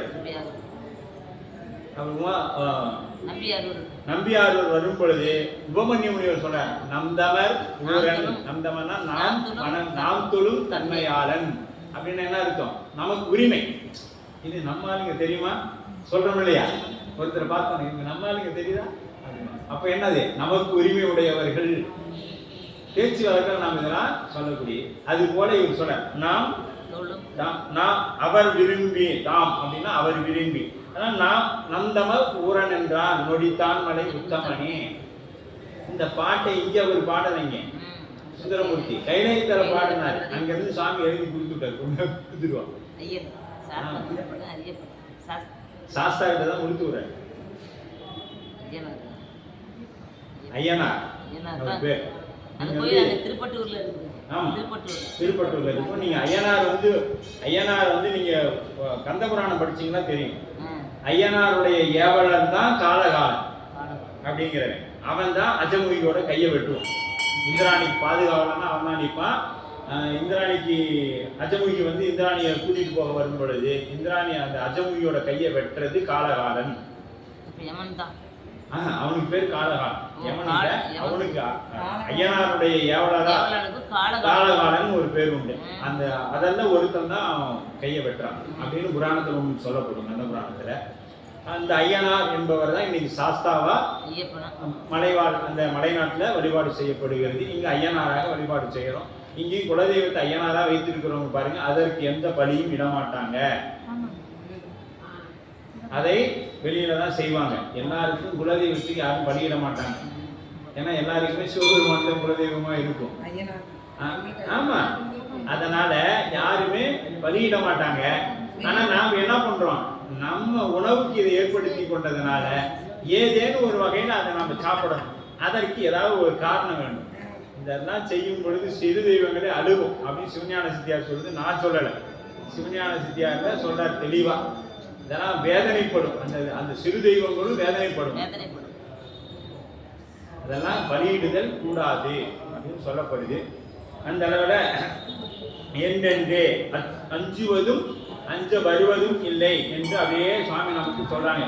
எதிர்காலத்தில் அஞ்ச வருவதும் இல்லை என்று தம்மை இனியும் அமலன் செய்ய நிற்கின்ற கல்லோடு கூட்டி கடலில் கூட்டினால் கடல்ல போட்டால் என்ன இருந்தது, இதுக்கு அஞ்ச வரும். இனி உலகில் ஏனைய அடியாருக்கு வரும் எல்லா துணி ஏலங்களையும் குறித்து பிறர் பொருட்டு எளிதுதான் அஞ்சுவது யாதொன்றும் இல்லை, அஞ்ச வருவதும் இல்லை அப்படின்ட்டு நாவுக்கரசு பெருந்தகை. அறைந்தார் அப்படின்னா அடித்தார் என்ற அறைதல், பறைதல். அறைதல்னா பறைதல் அப்படின்னு பொருள். பறை அப்படின்னா இது பறை அப்படிங்கிறது சத்தம். இது எங்க இருந்து வருது? சுத்தமாயா பூணத்துல தோன்றக்கூடியதுதான் வாக்கு. பை சந்தி வாக்கு இதெல்லாம் இருக்கு. இதெல்லாம் எங்க இருக்குதுன்னா சுத்தமாயா பூணத்துல. அதனால வாக்கு வலிமை. அதனாலதான் நாகாக்க அப்படின்னு சொன்னாங்க. வாக்குக்கு வலிமை அதிகம். இது சுத்தமாயா பூணத்திலிருந்து வரக்கூடியது தத்துவத்துல. அதனால இது சொல்றாரு பாருங்க, பறைதல் அப்படின்னா பறை அப்படின்னாவே சத்தத்தை கொடுக்கக்கூடியது. அப்ப அம்பாளுக்கு இன்னொரு பேர் என்ன உண்டு? பறை அப்படிங்கிற ஒரு பேர் உண்டு. பரம்பரை. பறைனா பரம் அப்படின்னா சிவன், பறைனா இறைவி, பரம்பரை அப்படின்னா இறைவன் இறைவியும். அப்படிதான் கைலாய பரம்பரை சொல்றோம் இல்லையா? கைலாயத்தில் இருக்கக்கூடிய பரன் சிவனும் பறையும் சிவனும் சக்தியும் என்று சொல்லப்படுது. அப்போ உரைதல் அப்படின்னு திரு அதிகை. அப்ப அன்பின் உரைப்பு. இது எதனால வந்துச்சுன்னா இவர் இறைவன் பால் வைத்திருக்கக்கூடிய அன்பினால ஏற்பட்டதே. சுண்ணவன் சந்தன சாந்தும் அப்படின்னும் அந்த பதிகத்தை தொடங்கி நரம்பெடும் கைகள் பிடித்து நங்கை நடுங்க மலையை உரங்களால் கொண்டெழுந்த என்பது ஒன்று மலர வரங்கள் கொடுத்தருள் செய்வான் மலர்பொழில் வீரட்டத்து சூழ் நிரம்பு கேடில புனலும் உடையார் ஒருவர் தமர் நாம் அஞ்சுவது யாதொன்றும் இல்லை, அஞ்ச வருவதும் இல்லை என்று 10 பாடலும் நாவுக்கரசு பெருந்தகை சொல்லியிருப்பார். சுண்ணவன் சந்தன சாந்தும் அப்படின்னா சாந்துனா என்னங்க? இது குழம்பு. நல்லா குளம் இருக்கிறது. இது எதில் பூசுவாங்கன்னா சந்தனத்தை பூசுவாங்க. ஆனா எங்க சாமி என்னத்தை பூசியிருப்பான்னா திருநீரை பூசியிருப்பார். சந்தனத்தை பூசின மாதிரி எங்க சாமி திருநீரை பூசியிருப்பார். சாந்தும் சுடர்விங்கள் சூடா மணியும். இந்த நிலவு எப்படி இருக்கும்? அந்த நிலவு எங்க இருக்கும்? தலையில இருக்கும். சூடா மணியும் சுடர்விங்கள் சூடா மணியும் வண்ண உரிவை உடையும். குடித்தோலை என்ன பண்ணியிருப்பாரு எங்க சாமி அணிஞ்சிருப்பார். இதெல்லாம் சொல்றாரு பாருங்க நாவுக்கரசர் பெருந்தகை. அந்த இடத்துல சொல்றாரு, நீ வர்றவன் எப்படியாப்பட்டவன் வேணாலும் இது எங்க சுவாமி திருநீட்டி குழம்பை மேலே பூசி இருப்பார், மேல நிலவு வைத்திருப்பார். அது மட்டுமல்ல புலியை என்ன பண்ணியிருப்பாரு உரித்து தோளாக போத்தி இருப்பார். உடையும் வரும் பவள நிறம். அவர் எப்படிப்பட்டவர் தெரியுமா? பவள நிறமா இருப்பார். செக்க செவேல் இருப்பாருங்க எங்க சுவாமி அப்படின்னு சொல்றாரு.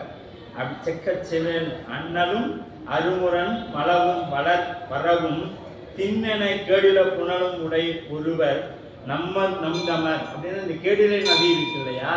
அது நமக்கு கேடுகள் வராம பார்க்கக்கூடிய நதி. அந்த நதிக்குன்னே இந்த 10 பாடல்கள் அந்த கெடில நதியை பற்றி பேசிக்கொண்டே இருப்பார் நாவுக்கரசு பெருந்தகை. அப்படிப்பட்ட அஞ்சுவது அப்படிப்பட்டவர். அதனால நான் அவரை வச்சிருக்க ஒருவரும் நம்தமர் நமர்தாம் அப்படிங்கிறார். ஒருவர் உடைய ஒருவரும் நமர்தாம் அப்படின்னா அவர் எங்க ஆளு, அவர் என்னுடைய தலைவன். அதனால எனக்கு என்ன இல்லை, அஞ்சுவது யாதும் இல்லை, அஞ்ச வருவதும் இல்லை அப்படின்றார். இப்படி 10 பாடல்கள் நமக்கு அழகாக அப்படியே சொல்றாங்க. நம்ம சொல்லி வந்த பின்னாடி என்ன பண்றாங்க, அந்த பாடல் பாடினாரு, பக்கத்துல களிர் வந்துச்சு. இப்ப என்ன பண்ணணும், களிர் யானை, அந்த மத யானை, இவரை உள்ள அழுத்தணும். இப்ப வந்து என்ன பண்ணுதுன்னா, தன் தமிழ் மாலைகள் பாடி தம் பெருமான் சரணாக கொண்ட கருத்தில் இருந்து குளவிய அன்புரு கொள்கை தொண்டரையே முன்வளம் ஆகச் சூழ்ந்து எதிர்த்தாழ்ந்து நிலத்தில் என் திசைகளோரும் காண இறஞ்சி எழுந்தது வேலம்.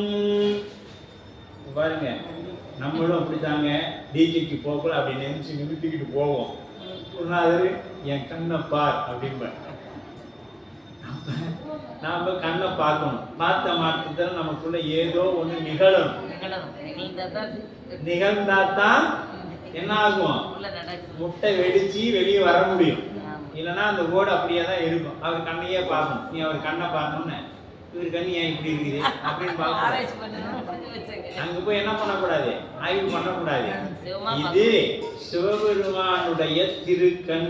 இப்ப சிவம் இந்த உடம்பை நிலைக்கலனாக கொண்டு நம்மை பார்க்கிறது அப்படின்னு பார்க்கணும். அப்ப பார்க்கும் பொழுது அவர் நம்மை நோக்க, நாம் அவரை பார்க்க, அந்த அவர் என்ன பண்ணுவார்? குருவை மத்திய பார்ப்பார். அவர் உங்க கண்ணை பார்க்க மாட்டார். அவர் பார்க்கக்கூடிய நீங்க அவர் கண்ணை பார்க்கணும். அவர் என்ன பண்ணுவார்? நம்மளுடைய குருவை நடுவை பார்ப்பார். அந்த நடுவை பார்த்து நம்மளுடைய வினைகளை நீக்கம் செய்வார். ஆமா, இதெல்லாம் இந்த புராணம் ஏன் பெரிய புராணம் கேட்கணும்னா, இதெல்லாம் கேட்டாதான் ஓ இப்படிதான் நயன தீக்கை நடக்குது அப்படின்னு நமக்கு ஒரு விளக்கம் கிடைக்கும்.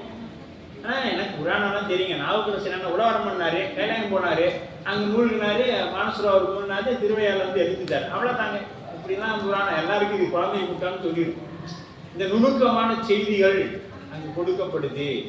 அதெல்லாம் சித்தாந்தத்தோட கலந்து தெளிவு பெறணும். ஒரு முறைக்கு இல்லைங்க, இந்த உடம்புல உயிர் இருக்கிற வரைக்கும் பெரிய புராணம் பேசாம கேட்கலாம். ஏன்னா ஒவ்வொரு முறையும் நமக்கு ஒவ்வொரு கருத்துக்களை புதுசாக இறைவன் கொடு. அந்தந்த அப்பப்ப பக்குவம் ஏற்படும். இந்த உயிருக்கு தினந்தோறும் பக்குவம் ஏற்படும். அன்னன்னைக்கு ஏற்படக்கூடிய பக்குவத்திற்கு ஏற்றார் போல அது உணர்த்தும். அதனால தான் திருவாசகத்தை எழுதிய மாணிக்க வாசகர் பெருந்தகை அங்கு போய் கலிற்றுப்படியில் இருந்த அந்த திருவாசகத்தை அந்தணர்கள் போய் நீங்க தான் எழுதுனதா சொன்னதா சாமி எழுதி வச்சிருக்கிறாரு, இதற்கு விளக்கம் சொல்லுங்கன்னு அவர் இதற்கு அப்படியே என்ன பண்ணாரு? அப்படியே கையை நீட்டினார், நடராச பெருமானை காமித்தார், இரண்டரை கலந்தார். ஏன்னா அதற்கு அருளாளர்களால் சொல்லப்பட்டதுக்கு நீங்க அந்த நிலைக்கு போனாதான் அதுக்கு பொருள் கொள்ள முடியும், உணர முடியும். திருவாசகத்தை நீங்க திருவாசகத்தை இப்ப கேளுங்க, 10 வருஷத்துக்கு முன்னாடி கேளுங்க, ஒரு சொட்டு கண்ணி தண்ணி வராது. இன்னைக்கு ஒரு பாடல் கேளுங்க, கண்ணு தண்ணி வரும். வந்திருந்தா நம்ம இடத்துல மாற்றம் ஏற்பட்டுக்குதுன்னு அர்த்தம். வரலன்னா அன்னைக்கு போட்ட மாதிரியே இன்னைக்கு பாடாளமான சைவத்தில் இருக்கிறோம்னு அர்த்தம். அந்த கல்லுல போட்டு அப்படியே அந்த கல்லு கிடக்குங்கிறது தான் பாடாளமான சைவம்னு சொல்லுவாங்க. அந்த மாதிரி நாம அப்படியே அதுலயே இருக்கிறோம். அன்னைக்கு இருந்த மாதிரியே அந்த மனசு அப்படியே இருக்குது, கொஞ்சம் கூட கரையல அப்படின்னு அர்த்தம். அப்ப நாம கரைந்ததுன்னா நேற்றுக்கு இன்னைக்கு பரவாயில்ல, பரவாயில்ல அப்படி தெரிஞ்சுக்கலாம். இல்லைன்னா அப்படியே தான் இருக்கிறோம். சரி விடு, போவோம், போற வரைக்கும் போவோம், சாமி எப்ப ஆட்கொள்ளாரு அப்ப ஆட்கொள்ளட்டும்னு விட்டுறணும் இல்லையா? அப்படிதான் விடக்கூடாது. சாமி எப்படியாவது இந்த மனசை கரைச்சி கொண்ட வச்சிக்க பெருமானி, குன்றே அணையா குற்றங்கள் குணமாம் என்றே நீ கொண்டால் எந்தான் கெட்டதுன்னு வச்சுக்க சாமி. ஏன்னா வெறும் பிழையே செய்வோம், நான் பிழையே செய்துட்டு இருக்கிறேன். உன் வேலை என்ன? மன்னித்து அருள் செய்யறது தானே. நீ மன்னித்து கொண்டே இரு, நான் பிழை செய்து கொண்டே இருப்பேன் அப்படின்னு போடுவோம் போட்டி.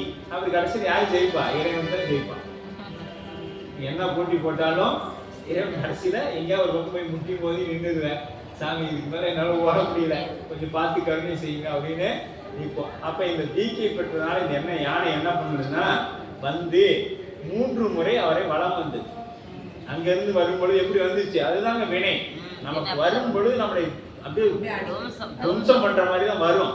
ஆனா இறைவன் திருவருள் கிடைச்சிடுச்சுன்னா அது அப்படியே நம்ம இடத்துல பணிந்து நிற்கும். அது போல அங்கிருந்து வந்த யானை என்ன ஆயிடுச்சு? வந்தது 3 முறை நாவுக்கரசு பெருந்தகை வலம் வந்தது. அது மட்டும் அல்ல, அது என்ன பண்ணுச்சுங்க? என் திசையோர்களும் காண, அங்க இருக்கிறவங்க எல்லாரும் காண என்ன பண்ணுச்சு? அப்படியே கீழே விழுந்து நாவுக்கரசு பெருந்தகையை வணங்கியது. இப்ப அவனுக்கு எப்படி இருக்கும்? ஏவி விட்டவனுக்கு எப்படி இருக்கும்? இப்ப அடுத்தது சொல்றாரு பாருங்க சேக்கிழார் பெருமான். அதுக்கு மேல சும்மா இருந்துச்சா? இப்ப என்ன ஆகும்? இந்த ஏவி இந்த பக்கம் இருந்து போறது தாங்க நாம் 5 இருக்கு. இப்ப வந்துருச்சு, 5வதும் இல்லை, 5 வருவதும் இல்லை. இப்ப இனிமே வினைகள் இருக்கும் இல்ல, எது பிராரத்த வினை நிற்கும். இப்ப வந்தது சஞ்சீதம். ஆகாமி நீ வரப்போகிறது. இப்ப பிராந்தத்தை அங்க நிக்குது, என்ன பண்றது, அடுத்தது திரும்புது. இப்ப அங்கிருந்து வந்த வேகத்துல அப்படியே யானை திரும்புது. இப்ப இந்த இந்த ஒரு சினிமா படத்தெல்லாம் நீங்க பாப்பீங்க, வந்தவன் திரும்பி அவன் பக்கமே போவான். அப்ப அவனுக்கு என்னடா நம்ம அடிக்கிட்டா திரும்பி நம்மளையே அடிக்க வராடுங்கிற மாதிரி அந்த யானை என்ன பண்ணுது, அப்படியே இப்ப திரும்புது. திரும்பணும்னு அவங்களுக்கு எல்லாம் ஒரே பயமா போயிடுச்சு. பயமா போனது மட்டும் இல்லாத எல்லாத்தையும் அடிச்சு தும்சம் பண்ணுது, கொள்ளுது. இந்த யானை இவர் என்ன சொல்லி விட்டாங்கன்னா அது செய்யுது. என்ன ஆயிடுச்சு, போன பந்து அப்படியே அடிச்சு திரும்பிடுச்சு. போன வேகத்துல அடிச்சு அப்படியே திரும்பிடுச்சு. திரும்பி இப்ப ரொம்ப வேகமா வருது. ஆமா, அதோட வருது பாருங்க. ஆண்ட அரசை வணங்கி அஞ்சி அவ்வேலம் பெயர துண்டிய மேன்மரப்பாக தொடங்கி அடர்ந்து திரிந்து மீண்டும் அதனை அவர் மேல் மிசை செய்து காட்டிட வீசி இண்டவரும் தங்கையே தங்களையே கொன்று அமணர் மேல் ஓடிற்று எதிர்த்தேன். யார் ஏவினாங்களையோ அவர்களையே கொன்று, அவங்களையே ஆண்ட அரசை, யாருங்க ஆண்டான், இவருக்கு பேர் என்னதுங்க, ஆண்டான். நாம அடிமை. ஆண்டான் பெருமானுக்கு பேரு ஆண்டான், நமக்கு பேரு அடிமை. உயிர் என்னைக்கும் இறைவனுக்கு அடிமை, சிவமா தன்மை பெறும். இதை நல்லா உள்வாங்கிக்கணும். ஏன்னா சிவ சமவாதிகள் என்ன சொல்லுவாங்கன்னா, நீயும் சிவமாயிரலாம்னு சொல்லிடுவாங்க. அதை நம் சைவ சித்தாந்தம் ஏற்றுக்கொள்ளாது. அவன் ஆண்டான், நாம் அடிமை. என்னைக்கும் மீளா அடிமை உமைக்கு ஆளா பிறரை வேண்டாது, மூலா தீப்போல் உள்ளே கலந்து முகத்தால் மிகவாடி அப்படின்னு சொல்ற மாதிரி நாம் என்னைக்கும் அவரோட அடிமை அப்படின்னு நிக்கணும். அப்படி ஆண்டான் அரசை வணங்கி, இவர் யாரு, நாவுக்கு அரசர், வணங்கி அஞ்சி அவ்வேளம் பெயர. இப்ப அப்படியே என்ன பண்ணுது, அவர் அப்படியே பணிவா வணங்கி நாவுக்கரசருக்கு அப்படியே பெயர் அப்படியே அந்த பக்கமே வந்த பக்கமே திரும்புது. தூண்டிய மேன்மர பாகர். இப்ப முதல்ல யாரு, அந்த பாகம் தான் மேல விட்டுச்சு, அப்படி ஒரு இழுத்து கீழே அடிச்சு ஒரு வெளியே போச்சு. இப்ப அவன் ஏன்னா பாகம் இருந்தா தானே குத்து போட்டு காலை குத்துவான். அவனும் முதல்ல தட்டுச்சு, நீ முதல்ல கீழே போட்டு ஒரு அழுத்து அழுத்து போட்டுச்சு. பாகனை முதல்ல அடிச்சிருச்சு. தொடங்கி அடர்த்திரிந்து மீண்டும் அதனை அவர் மேல் செய்தி. யார் இவர் மேல ஏறினாங்களோ அவங்க எல்லாத்தையும் விரட்டுது. மிசை செய்து காட்டிட வீசி ஈண்டவர் தங்களையே யார் அனுப்புனாங்களோ அவங்களையே விரட்டுது. அவங்களையே கொன்று அமணர் மேல் ஓடிற்று எதிர்த்து. அமணர்களை அப்படியே துரத்திட்டு ஓடும் பொழுது ஓடி அருகர்கள் தம்மை உளறி மிதித்து பிளந்து நாடி பலரையும் கொன்று நகரம் கலங்கி மருக நீடிய வேலை கலங்கும் நெடுமந்தரகிரி போல ஆடி அவ் ஆணையும் மன்னர்க்கு ஆகுலம் ஆகியது அன்றே. இப்ப இந்த யானை என்ன பண்ணிருச்சு, சுனாமியா மாறி போச்சு. அங்க இருந்து இப்ப இந்த சுனாமி என்ன பண்ணுச்சு, பார்த்தோம்ல அப்படியே ஒரு 30 அடிக்கு அட வந்துருச்சு. இங்க இருக்கிற காரு வீடு எல்லாத்தையும் மரங்கிற எல்லாத்தையும் ஒன்று சேர்ந்து வாங்க அப்படின்னு வந்தா திருச்சிட்டு போயிடுச்சு. அப்ப அந்த தண்ணி பார்த்தா என்ன ஆயிடுச்சு, எல்லாம் கலங்கி ஒரு மாதிரி காரும் மிதக்குது, மனுஷாலும் மிதக்கிறான், எல்லாம் இருக்கிறதும் மிதக்குது, எல்லாத்தையும் கூட்டிட்டு போனுச்சு. அது மாதிரி கலைக்கு மந்திரமலை அப்படின்னா, இந்த மந்திரமலை தான் கடலை கடையும் பொழுது பயன்படுத்தினான். அது மந்திரகிரி அப்படின்னு சொல்லக்கூடிய அந்த மலை தான் தேவர்களும் அசுரர்களும் என்ன பண்ணாங்க, மத்தா பயன்படுத்தினாங்க. ஓடிய அருகர்கள் தம்மை அப்படின்னா அந்த சமணர்கள் தம்மை உடலி மிதித்து பிளந்து அவங்கள மிதிச்சு என்ன பண்ணுது, ரெண்ட பிளக்கு. இதைத்தான் எதிர்பார்த்தாங்க, நாவுக்கரசருக்கு நடக்கும் எதிர்பார்த்தாங்க. அவர் இல்லாம பண்ணிடணும்னு நினைச்சாங்க. அது அப்படி அதுதான். ஆமா, யாருக்கு என்ன நினைக்கிறோமோ பிறர்க்கின்னா பிற்பகல் செய்யும் தமக்கு தாமே பிற்பகல் வேணும்னா அந்த இடத்துல நீங்க அந்த தமக்கு இன்னா தானேங்கிறத வச்சுக்கணுங்க. குருநாதர் பார்வை பட்டதுனால அது என்ன ஆயிடுச்சு, மீண்டும் அங்கேயே வந்துருச்சு. அது ஏவனது யாரு, அங்க இருக்கக்கூடிய குருநாதர். அப்ப ஓடு அறுக்கும் தம்மை உடனே மிதித்து பிளந்து நாடி பலரையும் கொண்டு, அது மட்டும் இல்லைங்க, அங்க கண்ணில் பட்டவங்க அத்தனை பேர்த்தையும் கொண்டுடுச்சு. ஓடி ஓடி கொள்ளுது. நாடி நாடி நாடி நாடி நாட்கள் ஓடி போய் அப்படிங்கிற மாதிரி இது போய் நாடி எல்லாத்தையும் கொள்ளுது. எங்க எவன் கண்ணில் பட்டாலும் எது பட்டாலும் கொள்ளுது. அப்படி கொண்டுட்டு கொன்று நகரம் கலங்கி, நகரம் அப்படி என்ன ஆயிடுச்சுங்க பார்த்தா அப்படியே போர்க்கோலமா நிக்குது. நகரமே எப்படி இருக்குது? போர்க்கோலமா நிக்குது. எதிர்பார்த்தது நடக்கல. ஏன்னா அங்க போய் அவர் ஒண்டிதான், ஒண்டிக்காக தான் இவ்வளவு வேலை செஞ்சாங்க. யாரெல்லாம் செய்தாங்களோ அவங்க பூரா முடிஞ்சுட்டாங்க. மருக நீடிய வேலை கலக்கும் நெடுமந்தரைகளில் கூட, நீடிய கடலை கடலை கலக்கக்கூடிய மந்திரகிரி போல இந்த யானை என்ன பண்ணுச்சு? இந்த ஒரு யானை, ஏன்னா அதான் முன்னமே சேக்கிரார் என்ன சொல்லிட்டாரு, குன்றென யானை வரும்பொழுது என்ன சொன்னாருங்க? குன்றெனாரு. இப்ப மந்திரகிரிட்ட மலைன்னு சொல்லிட்டாரு. அங்க குன்றுன்னு சொன்னவர் இங்க என்ன சொல்லிட்டாரு? மலையே அப்படின்ட்டார். மலை போல ஆடி அவ் யானையும் மன்னருக்கு ஆகுலம். மன்னருக்கு என்ன ஆயிடுச்சுங்க? ஆகுலம்னா துன்பம். ஆக்கியது அன்றே. இப்ப மன்னனுக்கு எப்படி இருக்கும்? இதையும் இப்படி பண்ணிட்டாங்களே, இனிமே நான் என்ன செய்வேன்? இது என்ன பண்ணும்? மன்னன் இப்படி நினைத்து கொண்டிருக்கணும். ஆனா இப்ப அடுத்தது பாருங்க, 120வது பாடம். யானையின் கையில் பிழைத்த வினை அமன் கையர்கள் எல்லாம் மானம் அழிந்து மயங்கி வருந்திய சிந்தையராகி தனை நிலமன்னன் காலில் தனித்தனி வீழ்ந்து புலம்ப மேன்மை நெறிவிட்ட வேந்தன் வெகுண்டு இனி செய்வது என்றான். இந்த மன்னனுக்கு ஏற்கனவே அர்த்தம் சொல்லிட்டாரு. புத்தி கெட்ட மன்னன் சேக்கிழார் சொல்லிட்டாரு.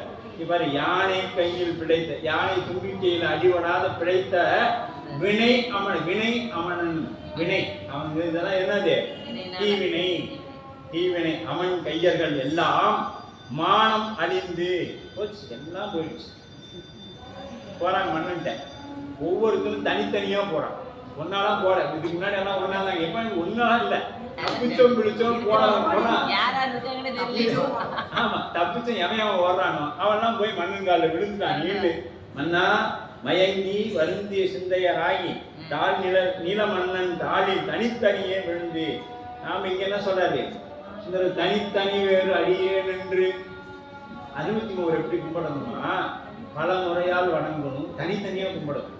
என்னை வாழந்தம் அடியாக்கும் அடியேன் கீழே விழணும், மண்டியிடணும், எந்திரிச்சு நின்று கும்பிடணும், நெஞ்சுக்கு நேரம் கும்பிடணும். அப்புறம் அடுத்தது வரணும். இப்படிதான் கும்பிட்டாருங்க சுந்தரமூர்த்தி நாயனார். இப்படிதான் கும்பிட்டாரு. அடுத்து நமக்கு ஒரு கேள்வி வரலாம், எங்க கொடி மரத்தை தவிர வேற எங்கேயும் விழக்கூடாதுங்கிறாங்க. அப்புறம் சுந்தரமூர்த்தி சொல்லிக்கிறாரு, நம்ம தலைவர் சொல்லிக்கிறாரு, அதனால அது விழலாம், அடியார் முன்பாக விழுந்து வணங்கலாம் அப்படின்னு சொல்லி வேறு வேறு அடியேன் என்று திருத்தொண்டர் தகை பதிகம் அருள் செய்வான் அப்படின்னு சொல்லுவார். அப்படி இங்க தனித்தனியாக விழுந்து புலம்புறாங்க, மன்னா எப்படியாச்சும் எங்களை காப்பாற்றி அப்படின்னு என்ன பண்றாங்க? தனித்தனி. அடுத்து மன்னனுக்கு மேன்மை நெறிவிட்ட எது? மேன்மைகள் சைவ நீதி விளங்குக உலகமெல்லாம். நம்ம சமயம் எப்படிப்பட்டது சமயம்? நம்மளாம் மேலெடுத்த ஆளுங்க. நல்லா ஞாபகம் வச்சுக்கீங்க. நம்மளாம் யாருங்க? நம்மளாம் மேலெடுத்த ஆளுங்க.